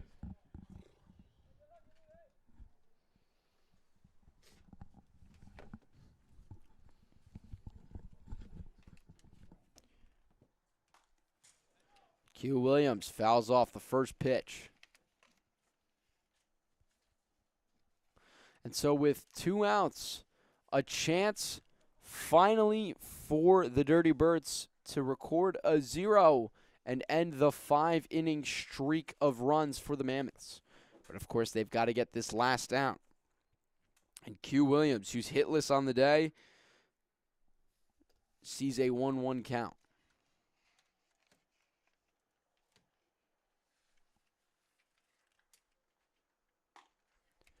In there for a strike, 1-2. Q Williams is flown out to right, grounded 6-3, sac fly to right, and struck out looking last time up on only 3 pitches.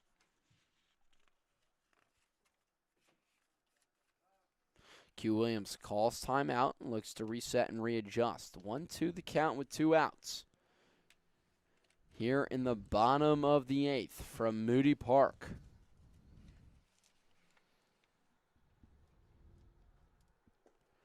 In the dirt, count evens up at 2s.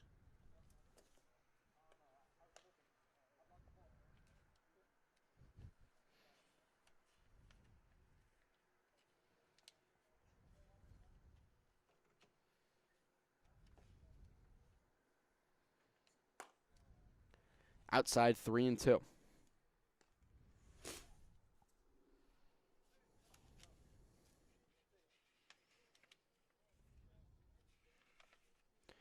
Three-two, 2 outs. And that is strike number 3 to end the inning. And so finally, the Dirty Birds are able to shut down the Mammoth. But now, with 3 outs to go, they need 4 to tie and keep this game going. It's the top of the 9th when we return here on Jersey Baseball Nation.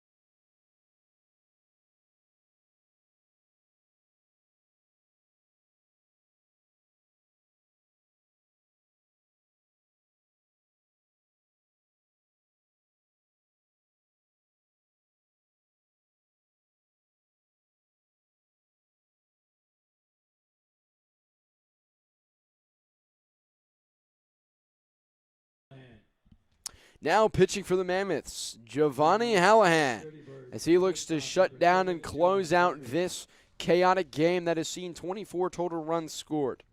And stepping into the box, it is Vargas to lead it off here in the 9th. First pitch inside.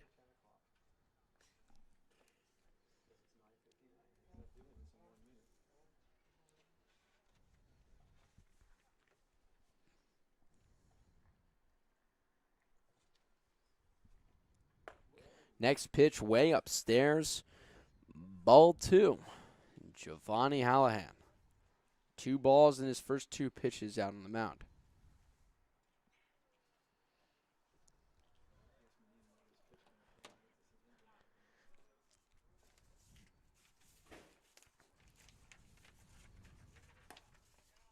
That one called a strike.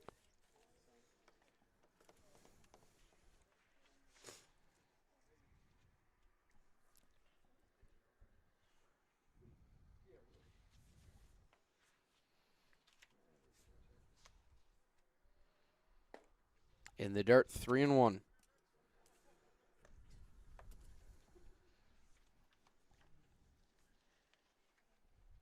Hallahan making his second appearance of the year, and his first one gave up 3 earned runs, trying to close things out and have a better day today against the Dirty Birds. Swung on and missed. Count goes full, 3-2. If he gives up 3 runs, though, he's still fine, because the game would end 14-13, so it would still technically be a win for the Mammoths if he were to give up 3 runs. Of course, it would get real dicey after 3 have scored and it's now a 1-run game, but, you know, Mammoth fans definitely would not want that, as it would cause for a lot of panic. But anyways, another 3-2 to Vargas.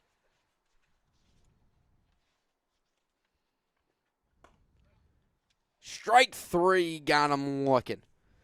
And so the first out of the inning is recorded, and down to 2 left remaining go the Dirty Birds. Number 6, the EH. 5th K of the season for Giovanni Hallahan, who came in relief of Mateo Menino. His final line, 45 pitches to acquire 2 1/3 of an inning pitched, 1 hit allowed, no earned runs, 1 walk, and 5 Ks as well. A beautiful line there for Mateo Menino, and now Hallahan has an opportunity to strike up another great line of his own. But first, he's got to work through 2 more outs. He's ahead in the count, 0-1. Out 1 in the dirt, though, and he'll even up at 1-1. 1-1, 1 out to Tefano. The EH now at this point.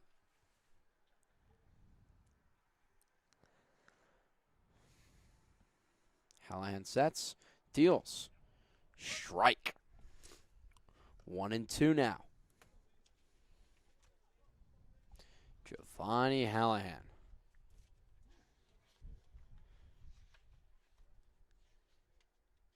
Comes set kind of like Clayton Kershaw with his hands way up. Brings him down, and he'll kick and deal. Just a bit upstairs, and so the count now 2-2.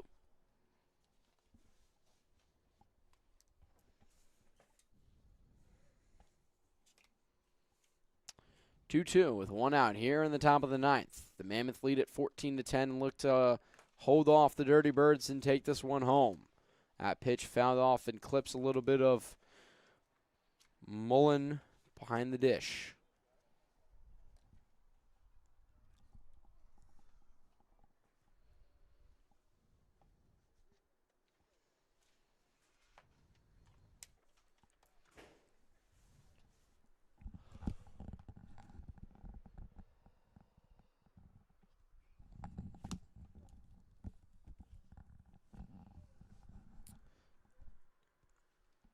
Hallahan comes set. The 2-2. Fouled straight back, and so we'll do it again.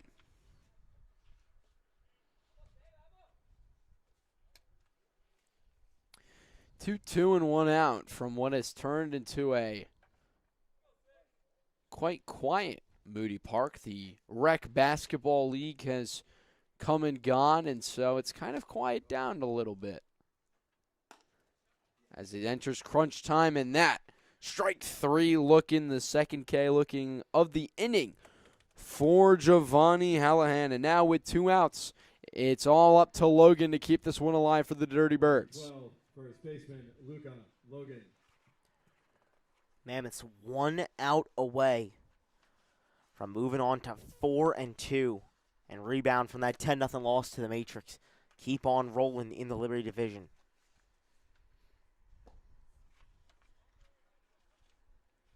First pitch is a ball. And, you know, we talk so often about how every single game is important. It's only about a 30-game regular season, so you got to try and get those wins when you can. Already third in the division. Every win crucial. Next one. In there, called a strike. Logan not happy or pleased at all with that one as he felt it almost hit him. He thought correctly.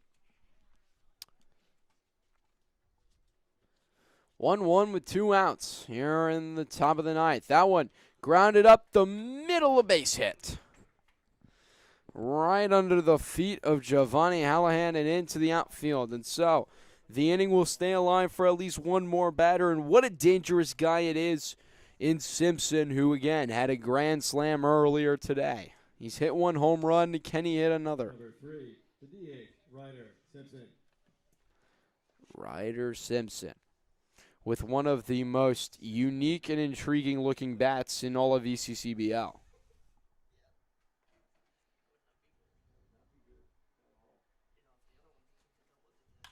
First pitch swinging laced into left center field for a base hit. It'll be a single, and so the runners advance another 90 feet. And the inning continues for Rodriguez. Rodriguez, in his lone at-bat, struck out swinging. Adrian Rodriguez.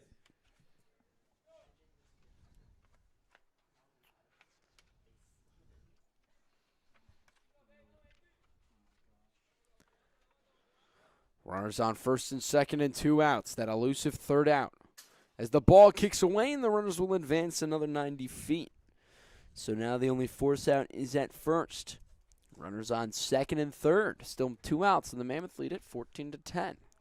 It's still premature to be thinking about tying up the game for the Dirty Birds, but Giovanni Hallahan and the Mammoths have to be careful. With Rodriguez at the plate, 2 runners in scoring position. I know the 2 outs, but Maldonado on deck. If a runner gets on here, you got a big power bat waiting in the wings. Well, it's actually Nichols and then Maldonado. Mm. So, got a little bit of time, but of course, again, you've got to be cautious of who's coming up in the lineup.